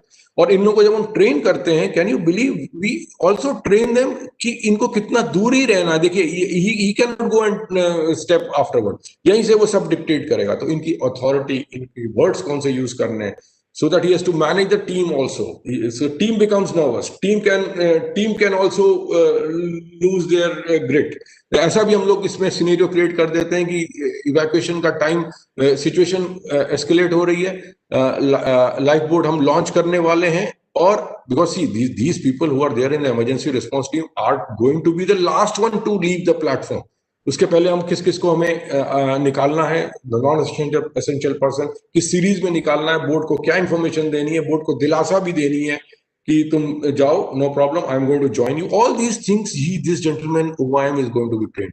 और इसके आगे वो नहीं जाता, अगर वो जाता है तो उसको हम फेल कर देते हैं, क्योंकि उसको मैनेज करना है लोगों को। तो ऐसे भी हम सिचुएशन क्रिएट करते हैं कि जो रेडियो ऑफिसर है उसको हम पहले से बोल के रखते हैं कि तुम जो है सिचुएशन हम थोड़ी सी वो करेंगे, आप इमीडिएटली उसमें आप छोड़ देना, आप कहना कि मैं ही जाता हूँ उसमें। तो उसमें कैसे रिएक्ट करते हैं? या ओके, सो आई या definitely, thank you. So these are the things, actually each one of them has got his responsibility. Control room operator, master controller, which I have told you in brief. It's not possible to cover it in 1 hour. So I'll say thanks, and in case there are any questions, I'm ready to answer them. Thank you very much, sir, for enlightening our participants, and sir talk on the major hazard, offshore operations, and sir discuss risk control system and procedure for petroleum industry. Sir, there are a few questions. Sir, first question is raised by Yes. Suresh Kumarji. While the country was celebrating Diwali, 2 young firefighters died in the line of duty in Madurai city when a portion of a textile store in which fire broke out collapsed on them in the wee hours of Saturday, November 16. So what are the measures required to eliminate such events? No, I could not understand your question. It is not related with my subject. Sir, yes, sir. Yeah. Okay, no problem, sir. We can move to the next question, sir. Yes, yes. Sir, as you have already mentioned about the environmental impact. Yes. So what are the environmental effects of petroleum industry, sir? Yeah, see, environmental effects is there is a lot of discharge from the platform. Water which is being produced on the platform is being discharged. So there are government regulations, international norms that oil should not go with this water, because this water should not contain any oil, okay, least as possible, because anyway, in case you are doing it in onshore, then it becomes even more stringent, because you are spoiling the soil, you are spoiling the river waters, and that is one thing. Then there is a lot of hazardous waste which actually is being produced by the drilling section.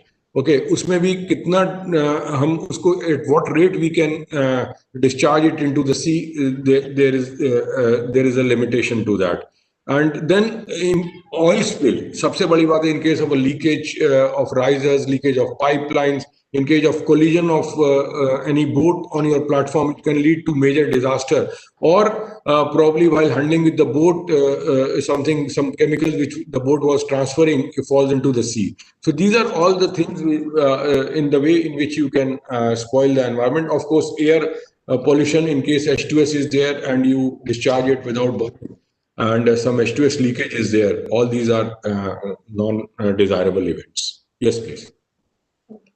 Thank you very much, sir, to join us and enlighten our participant. Now, moving ahead to our second presentation, we have with us Mr. Raju Thapa, young professional, NIDM. Prior to this, he was worked as a research fellow in the Department of Science and Technology and Engineering Research Board and the BRNS in Board of Research in Nuclear Sciences, Department of Atomic Energy sponsors major projects. Mr. Thapa has spent more than 30 research publication and book chapters in some of the leading journals under the publisher of Elsevier, Taylor Francis and Springer.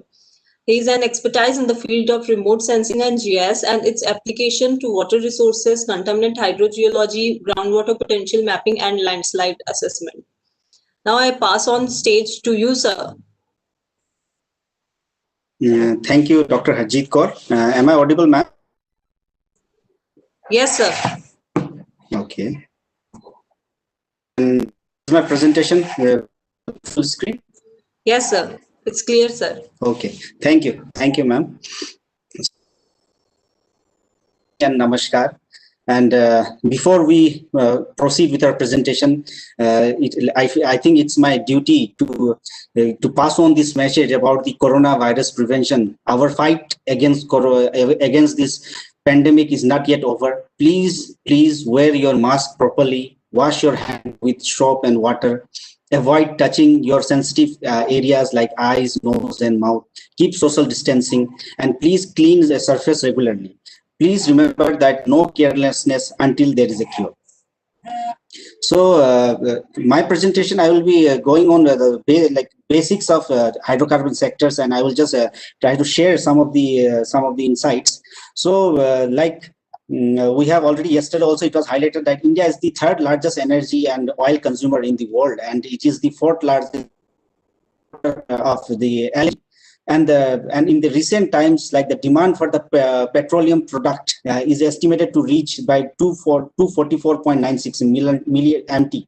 And if you see that India aims to reduce the oil and gas import dependence by the 10% by 2022. Sorry.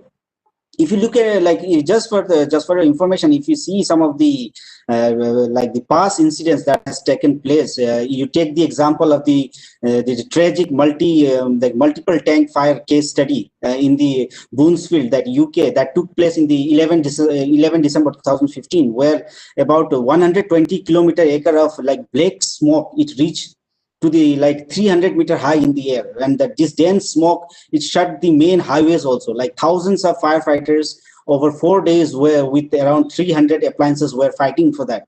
And they if you talk about the properties, properties of up to 3 kilometers away were affected, and there was the huge structural damage.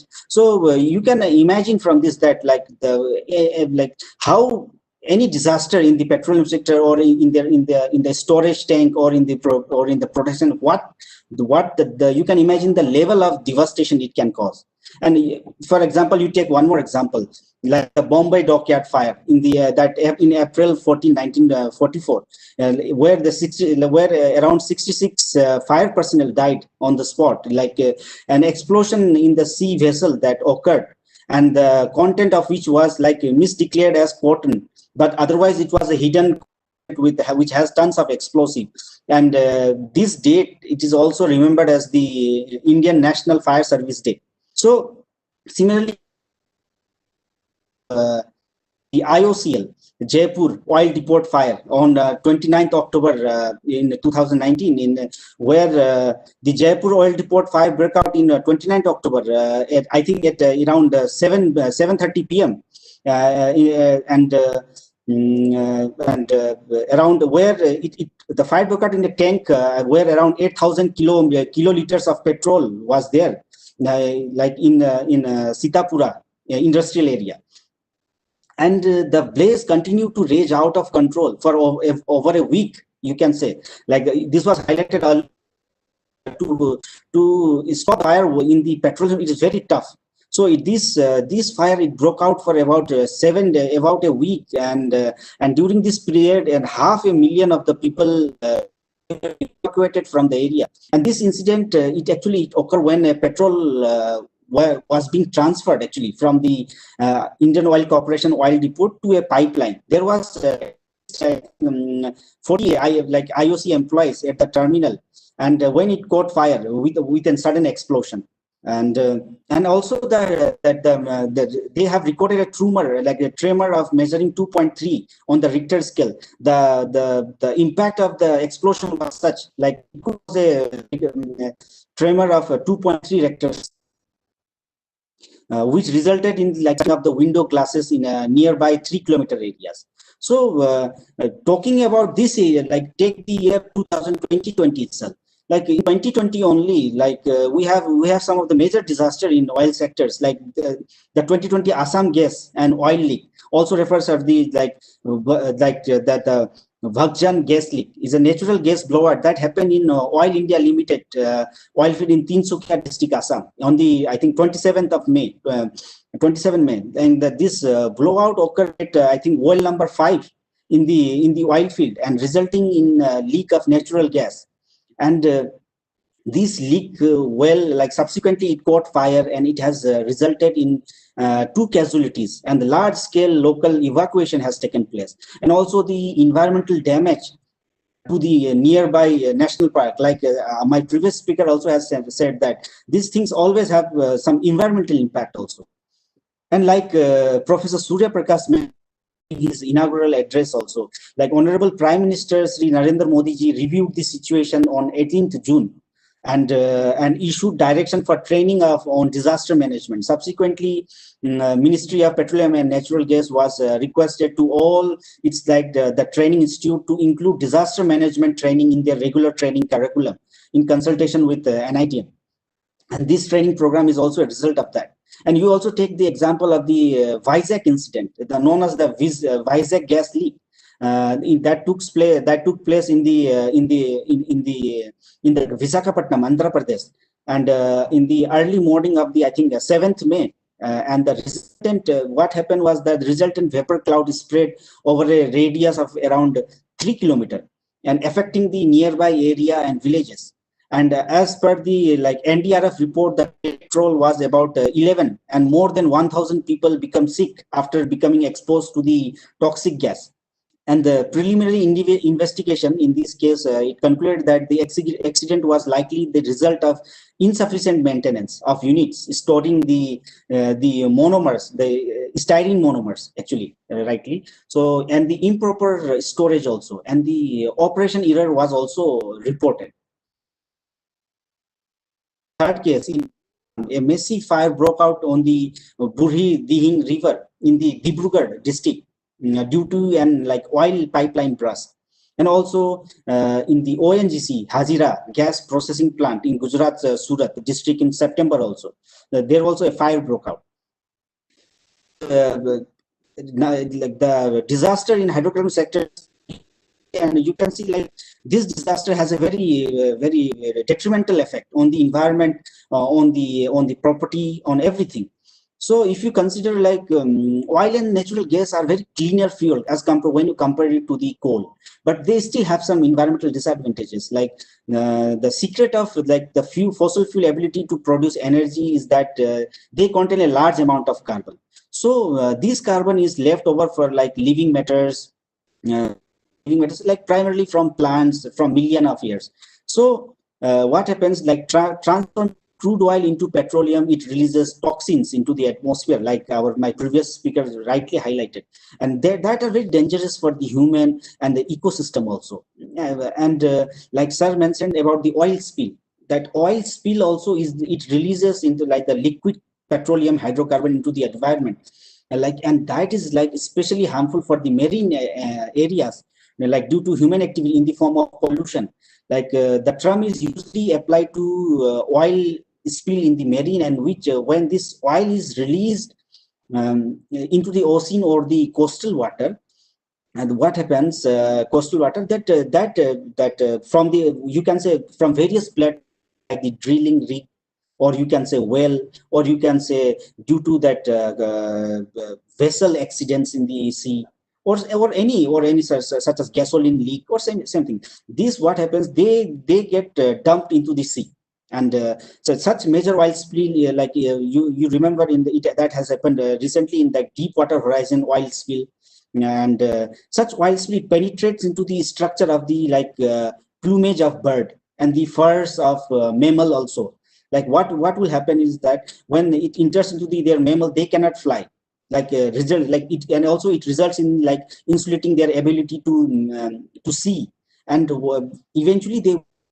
And what happens, this will also hamper the vulnerables, or the those vulnerable animals that are in the verge of extinction.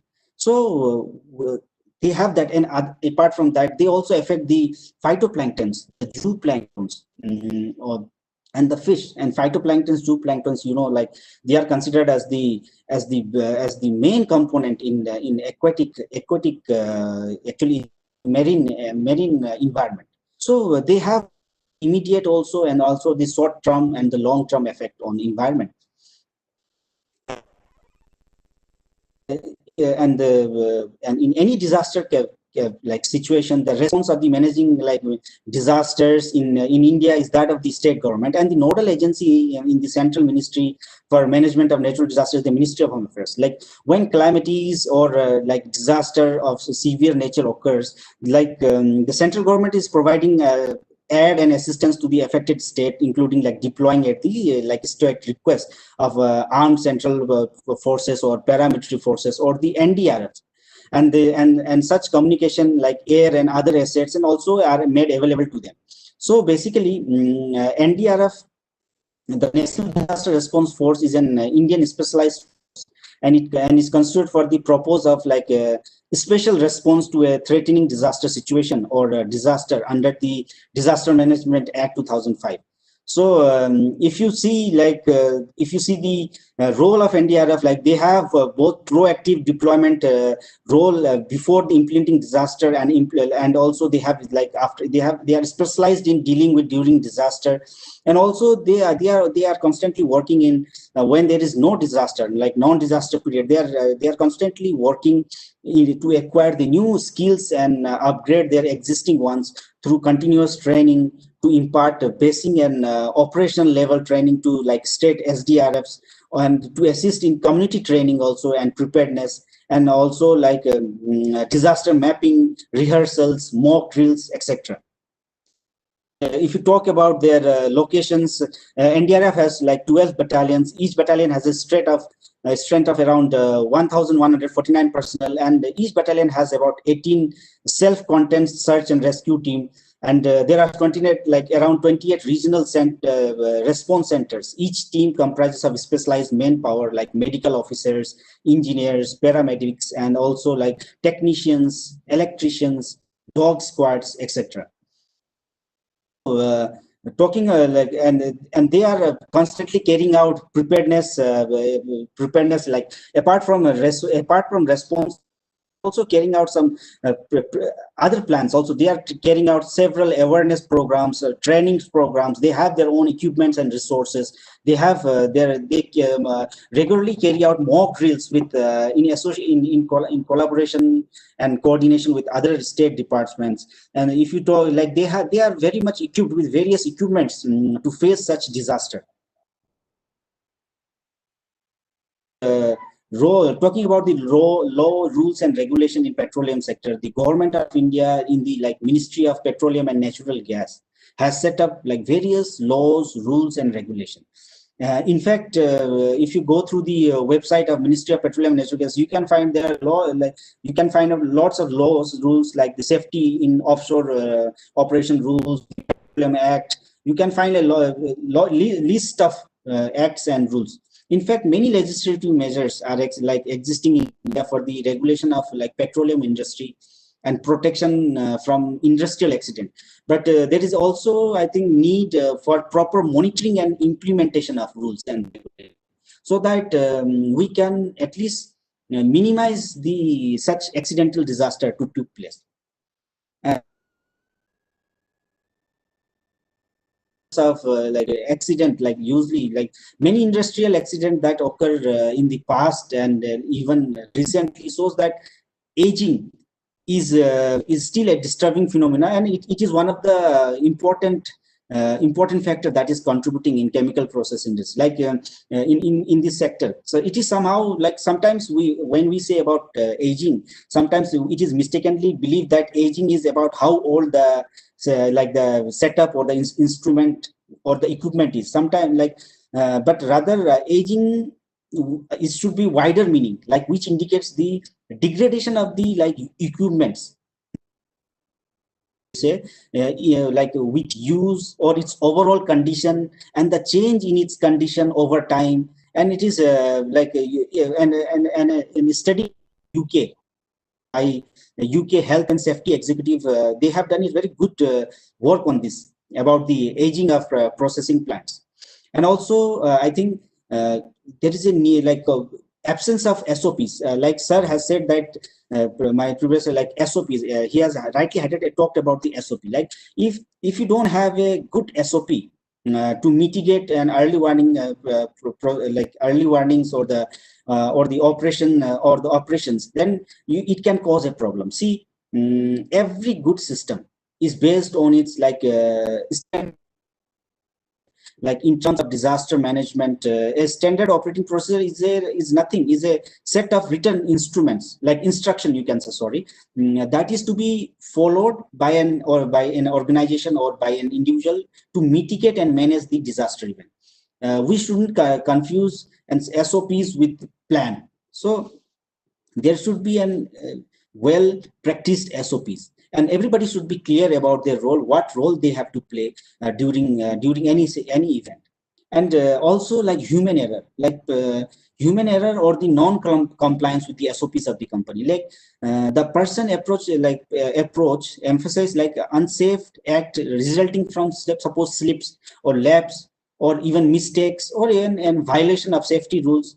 Like what happens, like unknowingly or like forgetfulness or the unintentional, like poor motivation, also carelessness, negligence or recklessness. This type of attitude can sometimes include an human error. And when you are dealing with such a big industry, such a big plant, a small error can result into a very big that once, and this most of the time it is a chain reactions. If one problem starts, it will lead to other. So we have to be very careful to minimize this human error. And also there can be some defect in design also, and poor coordination between different departments within the with their other clients or the other parties is also important. So we should also focus in improving both the coordination and cooperation among different departments also. And there should be like and also irregular and improper maintenance also are found to be sometimes the major cause of accident. And also like there are like when you are dealing with petroleum, there are incident where when there is accident in while transportation of the fuel, like in the petrol tankers. So that also it needs to be taken care of. And also like natural natural hazards. So talking about, take the hazard, when we are talking about the cause of accident due to natural hazard, take the example of the Fukushima nuclear disaster, the triple disaster we say, where I think the accident was started due to earthquake and tsunami. And on Friday, on I think March 29, 2011, in 11 March. So once that earthquake started, and the active reactor automatically, the normal power generation, to like it was its automatic mechanism. So because of that shutdown, other electrical grid and supply chain, the reactor electricity supplies, it all failed, and this emergency diesel generator automatically it started. And also the worst part was that however, this earthquake, it has also generated a tsunami, like a 40-meter high tsunami that has arrived shortly after and swept away the plant seawall and then flooded the lower part of the reactor.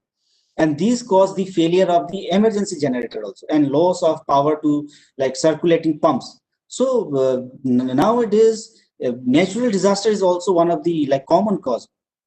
And if you see the recent trend, there is clear evidence that in the world where the global average temperature in 2019 was 1.1 degree Celsius above the pre-industrial period, the impact are being felt in the increasing frequency of extreme weather event, like including the heat wave, the drought, the flood, the winter. If you just compare the 1980 and versus 2000 to 2009, you can see the increase in number of incidents. See the number of incidents, for example, in flood. In the 1980 to 1999, it was only 1,389, but now it's 3,254. And worldwide flood, and the most common type of accounting, like and if you see and from the EM data, so you can go. It's a free data where you can find the for the last 100 years data. So you can go and check out like what type of what is the current trend of disaster and what can be done. So what are steps to reduce such risks of accidents? First is the, I think, design and pre-modern review, like the PDR. So is a technical assessment that it will establish the allotted baseline of a system to ensure that a system is operationally effective. Such periodical assessment can be beneficial.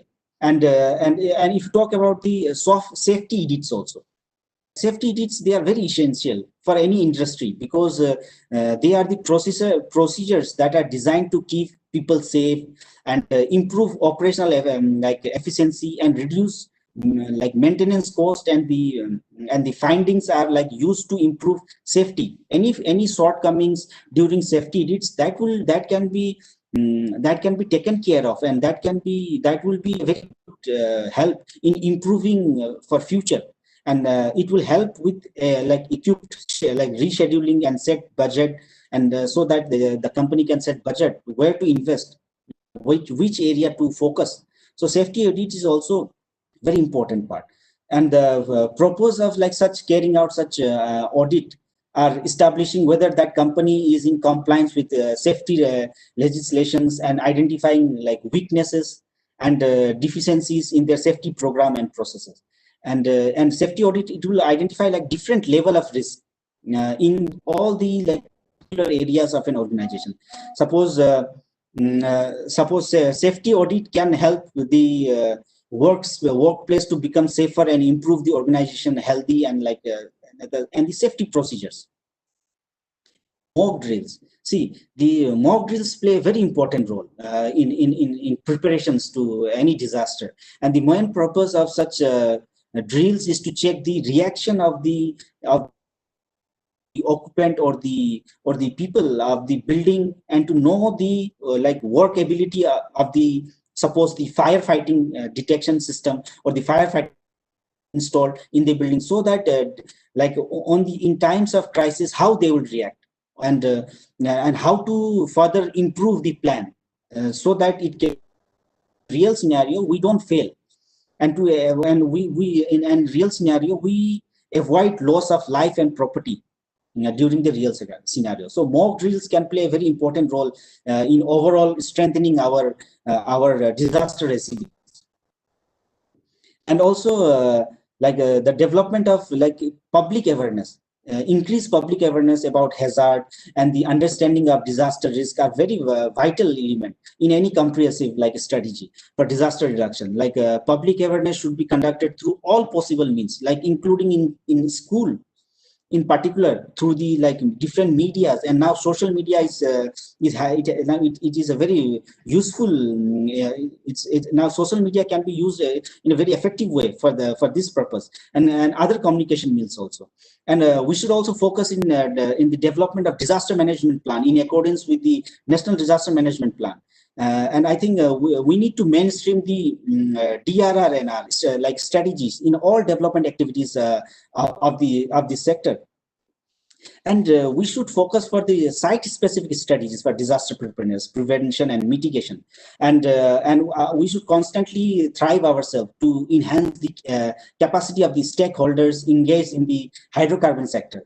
And we should practice disaster prevention during normal period also for effective management of any impending disasters. So thank you very much for this, ma'am. Over to you, Dr. Harjeet Kaur. Thank you, Mr. Raju.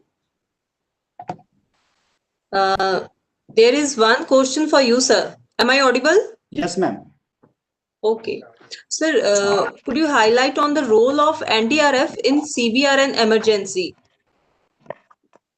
Okay. Role of okay, ma'am. First of all, ma'am, like appropriate training is the key to the right level of preparedness against any disaster. And like CBRN, that chemical, biological, radiological, and nuclear disaster are no different. So you can see like during Vizag gas leak also, like which I have shown you the slide, and NDRF CBRN team has lead the way to their disaster response. The NDRF in Pune has decided to airlift a team of like 5 experts specializing in handling chemical, biological, nuclear, and radiological disaster from its 5th Battalion to Visakhapatnam, where a gas leak has claimed life of around 11 people so far. So NDRF is equipped to deal with various CBRN, and they are constantly giving trainings also, ma'am, for this. Thank you very much, sir. Thank you, ma'am. Okay. For our next presentation, we are joined by Lieutenant Colonel. He is presently the Joint Director of National Institute of Disaster Management, Ministry of Home Affairs, New Delhi. He was commenced into Army Ordnance Corps in September 2000. Lieutenant Colonel Dinesh Chandra Vasista is a supply chain management professional with over 20 years of experience in managing the entire gamut of supply chain grid. The officer has excelled academically with master degree in management apart from logistic management courses with specialization in ammunition and other war-like stores. The officer has commanded an audience a unit of prestigious strike corps of Indian Army and have exposure on various command and staff duties in all type of operation and terrain. With this word, I am very humble to request Lieutenant Colonel Dinesh Chandra Vasista, JD NIDM, for his presentation. Over to you, sir. Thank you, Dr. Harjeet, and thank you for inviting me for this particular session. And I'm thankful to all who have joined us for this particular training program on disaster management. Though my subject is a little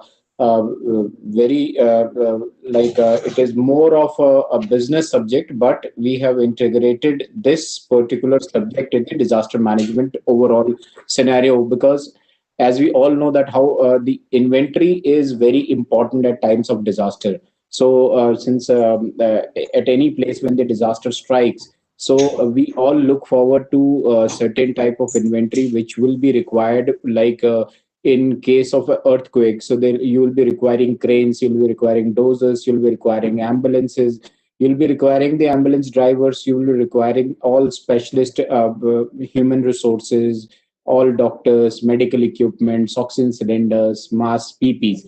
So to basically to manage all these kind of inventory which is required for managing any type of disasters, the availability and the basically first to identify what is the requirement during the prevention phase, and then at the time of the disaster, when the disaster or the emergency situation strikes, so the availability in the location for the availability in the right quantity, right place, and the right condition is the motto of any logistician, any inventory manager. So the same thing has been tagged as per the business models in the disaster management subject per se. So to share with you all, I have a presentation. I will start. I'll share my screen first.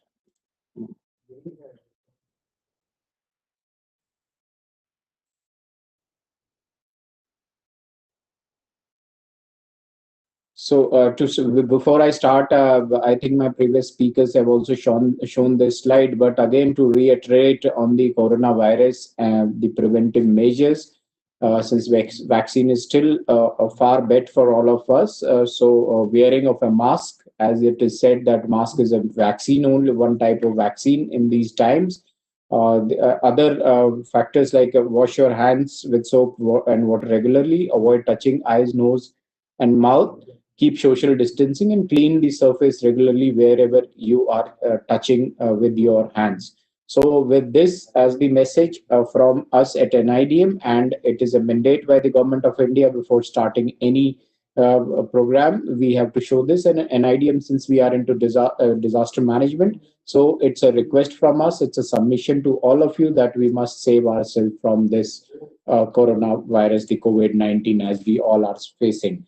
Supply chain management, it is very dear and it is very close to all of us, as we said today, because in the oil gas sector, supply chain is the one of the major basically the backbone for any particular business or any industry is the supply chain. So what is supply chain? A supply chain is the, as you can see on the slide, however, what a supply chain is the sequence of the suppliers, the transport, the warehousing, manufacturers, wholesalers, distributors, retailers, retail outlets, and the basically the final customer, to integrate it into basically one system, and to manage this entire system through the flow of information and to flow and the flow of the stores is the supply chain management. So this is one basically one of the charts wherein it is indicated that how the entire thing is integrated, the material flow and the information flow. This is both ways. And since we are we're speaking with the oil industry today, so the same applies to the petroleum industry also, the supply planning and the distribution planning as seen on the slide. So supply chain management can be defined, if you see, is the systematic and the strategic coordination of traditional business functions and the tactics across these business functions with a particular company or across the business within the supply chain for purpose of improving the long-term performance of the individual company and the supply chain as a whole, so that the customer at the end user can be totally satisfied, and that information with relate to the demand, with relate to the supply. So this entire grid of supply chain should always be transparent. These are the major components of supply chain: planning, sourcing, making, delivering, returning, and enabling. The stages in petroleum industries: the exploration, production, refining, marketing, and consumer. You all might be aware of these terms. The objectives is the maximization of the material procurement, maximization of manufacturing capacity and the sales, meet demand numbers, respond to market opportunities, maximize throughput and its margin, procurement, best yield at low cost is the, basically they are the objectives for the supply chain managers. COVID-19 had an impact, and same impact could be seen by all of us as we sit today. Government restrictions had been put, the various lockdowns were there. Labor started to move out from the major metros to reach the availability of the labor was a major challenge. Raw material were not moving. Transportation was came to a standstill. The buyers had a negative sentiments. So the suppliers and the raw material supplier, basically the supply sources, they dried up. The scarcity, perception of scarcity in masses led to the crippling of the demand and the supply cycle. Basically the sentiment of the buyer were going towards the ideas were that the lockdown would continue for many more years. The credit and cash inflows was a major challenge. So in case since the COVID-19 is quite new, so if you see that all these factors are applicable to any type of emergency situation, there will be some restriction of movement, there will be some restriction of availability of labor, raw material, transportation, and if all these aspects would be would be there in any other type of disaster or any emergency situation where we will be facing one or the other these factors which have been shown on this slide. So, how do we? This is a challenge, and how do we come out of this supply situation? We need to create contingency plans. We need to see that one, in case the road transport fails, the air transport takes off. In case the air transport fails, we should have other sources of transportation of goods and services. That could be the pipeline in our case in the petroleum industry. Various types of contingencies for meeting the requirements of the market should be planned, should be thought out, and they should be put in process at this time when we are facing no pandemic, no emergency situation. This is the prevention stage, and we should think about all these things. Mitigate supply shocks, manage demand volatility, supply and demand. So it is very difficult during the times of disaster to manage these things because the major impetus, major thrust for the government agencies would be to provide the essential requirements like food, shelter to the people who are affected by the disaster or that emergency situation. For other businesses, it will be a challenge to meet the demand and the supply shocks. Make work safe. So the safe work practices for any disaster should be thought out of, like in COVID-19, as we are seeing masks and other things are being put into place, sanitization of the entire area and other such like things should be thought out for all types of emergency situation, so that the workflow should not stop. Way forward is to establish a task force as we see today. The latest tools, techniques should be leveraged. Data analytics should be put into operations, and the entire grid of the supply chain should be thought out within this the technology, and the new technology should be rolled out for all types of businesses. So that the inventory is is visible throughout the supply chain grid. Establish a short, midterm, and long-term mitigation plan for demand, supply, and workforce. Access to the government support. Government should basically the guidelines and the regulations of the government should always be considered while formulating basically the demand and the supply challenges with what we come through during the times of disaster. Upswings, history shows that the supply chain has struggled. The upswings, whenever there is a rise in the demands, the supply chain grid always is lacking behind to meet up the requirements. NIDM has come out with inventory management.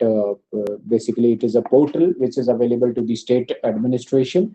We have a system here that NIDM is managing this portal since 2008. In this portal, there is an inventory list which has been put up to be utilized during the various types of disasters. In floods, there is certainly a different list.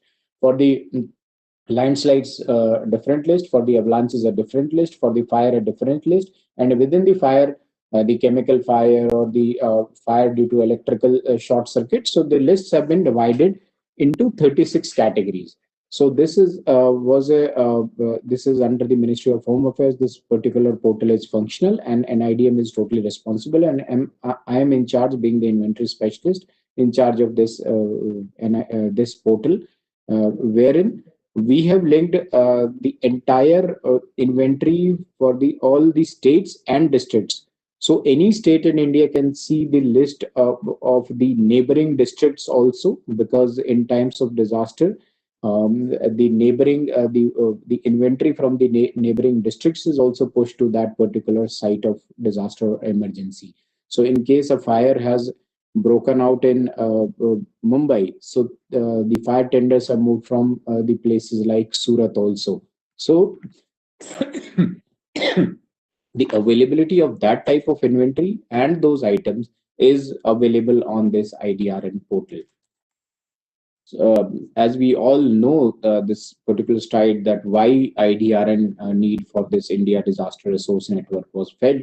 So as we all know that India has got a varied geoclimatic condition, and we are prone to various hazard situations. So one of the major challenges for the professionals who are handling at the level of the districts, or the because a district is the last entity wherein the central government goes, and they have through the district administrator, basically the district magistrate or the collectors, they have the control over the entire grid of this inventory, where it is available, how it is available, and who will operate in case like the skilled human resource where it is available.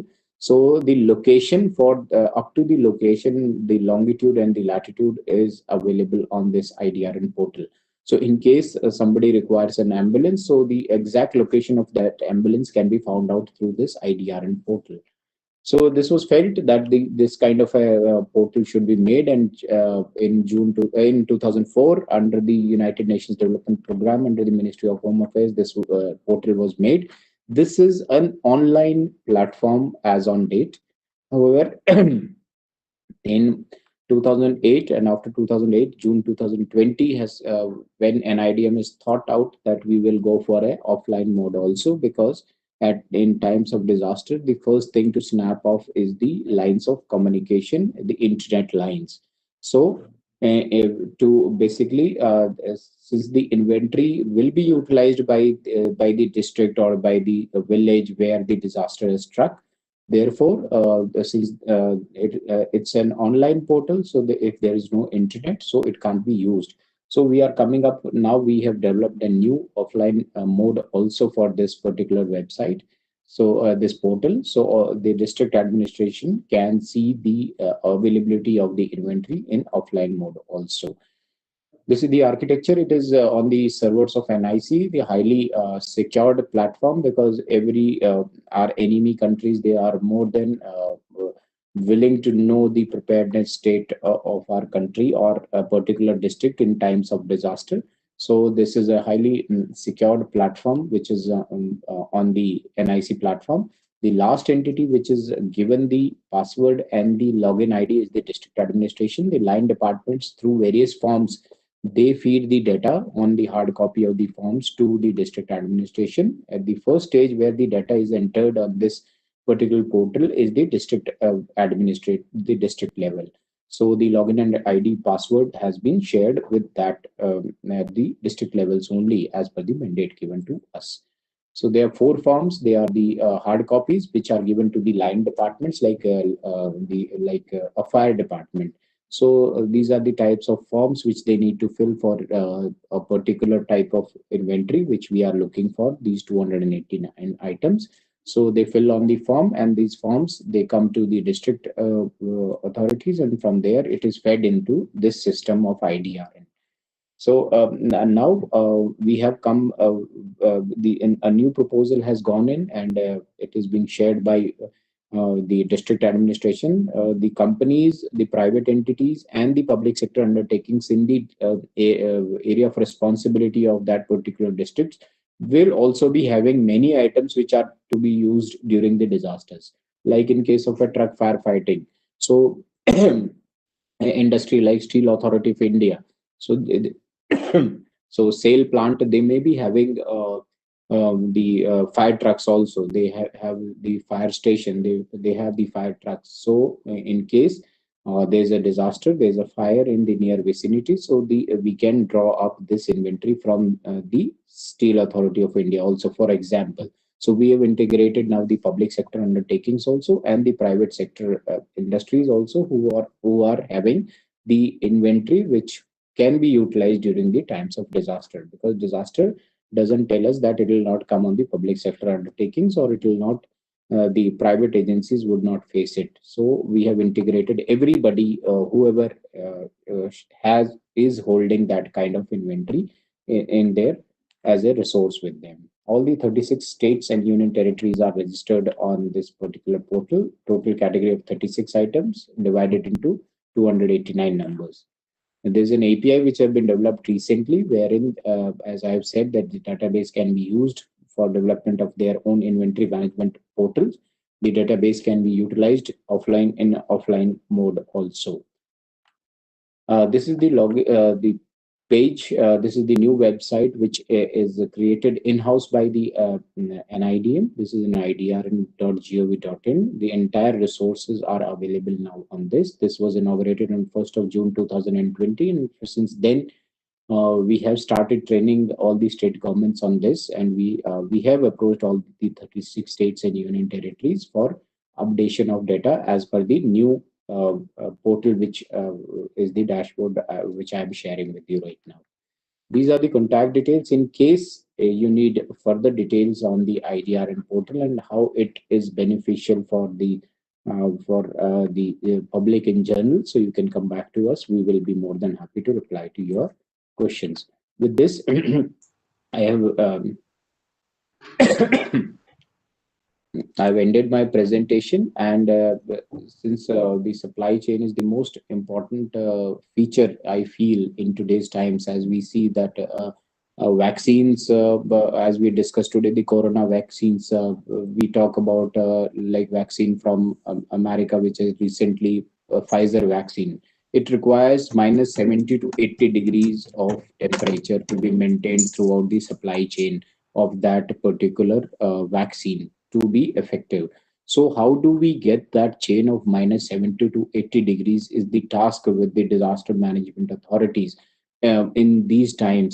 So that cold chain, and this is where the supply chain gets into the entire management of the supply chain grid of in times of disaster.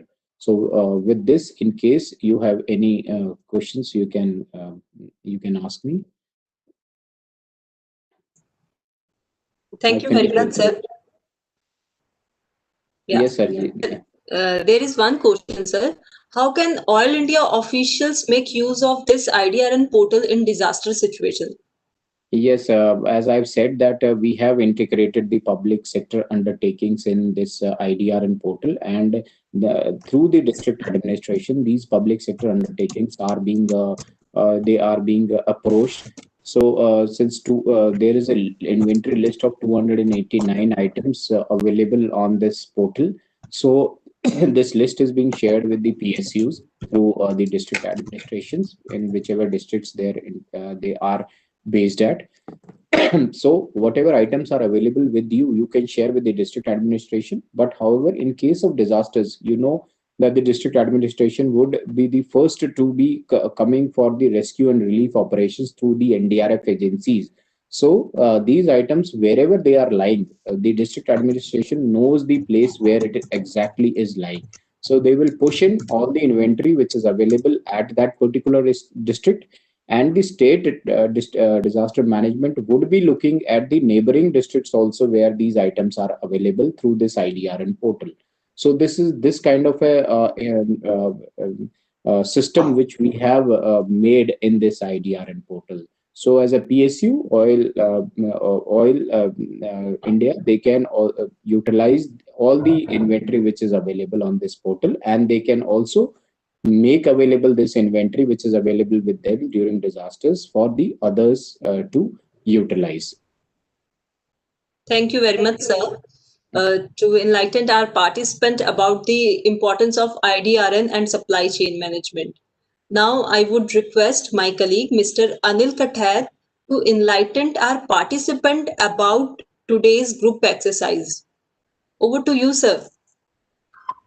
Thank you, Dr. Arjit. Good afternoon to all the participants.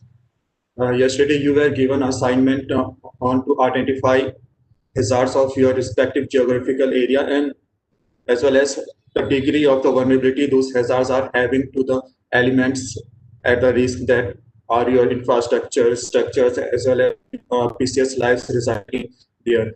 Today, you have to work on the incident response system.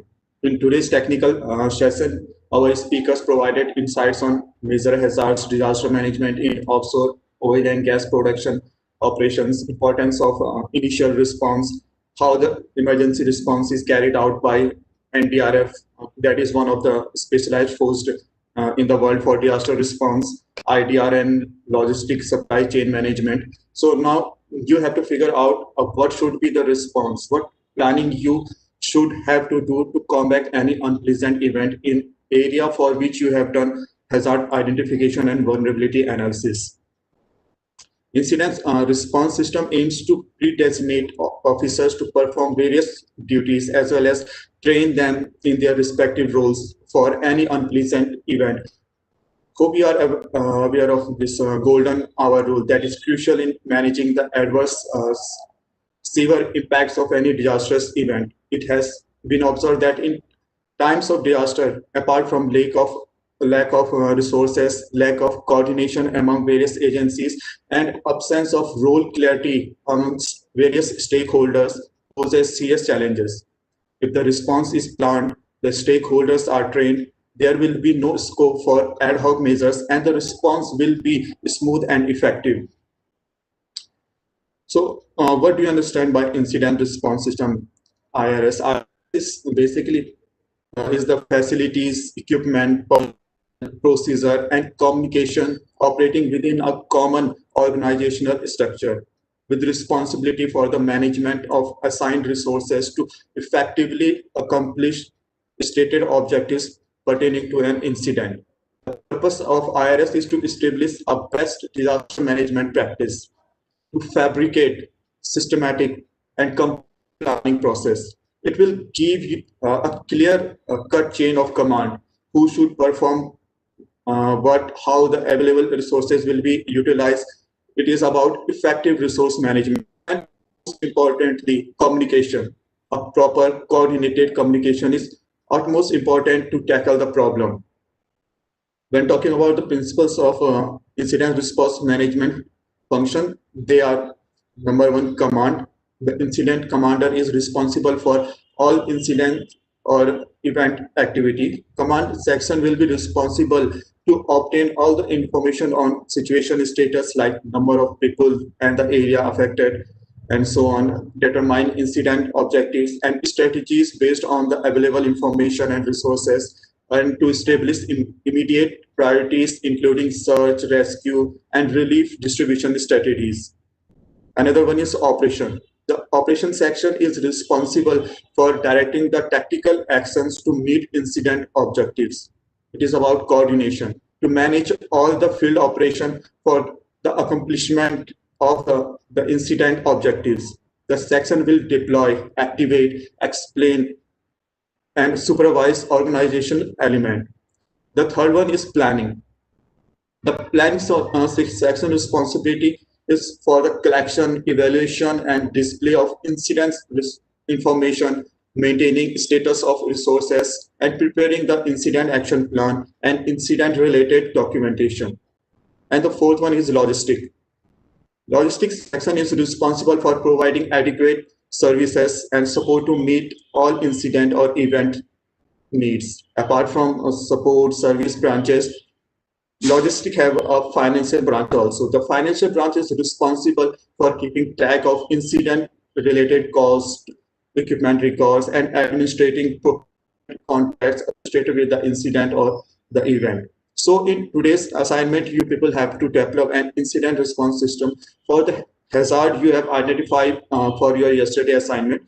You have certain officials, staff strength in your respective geographical area. You have to develop a response system highlighting the clear-cut responsibilities of your officials, the proper resource management, and a robust communication system. Preparing for any probable event at the normal time is the best way to effectively manage the incident when it actually occurs. NIDM has developed a training module on incident response system in 2015, and National Disaster Management Authority has also formulated guidelines on incident response system in 2010. Both are available at their respective websites, and you can go through them and submit your assignment. You have to submit your both assignment by tomorrow evening. Thank you, and over to you, Harjeet.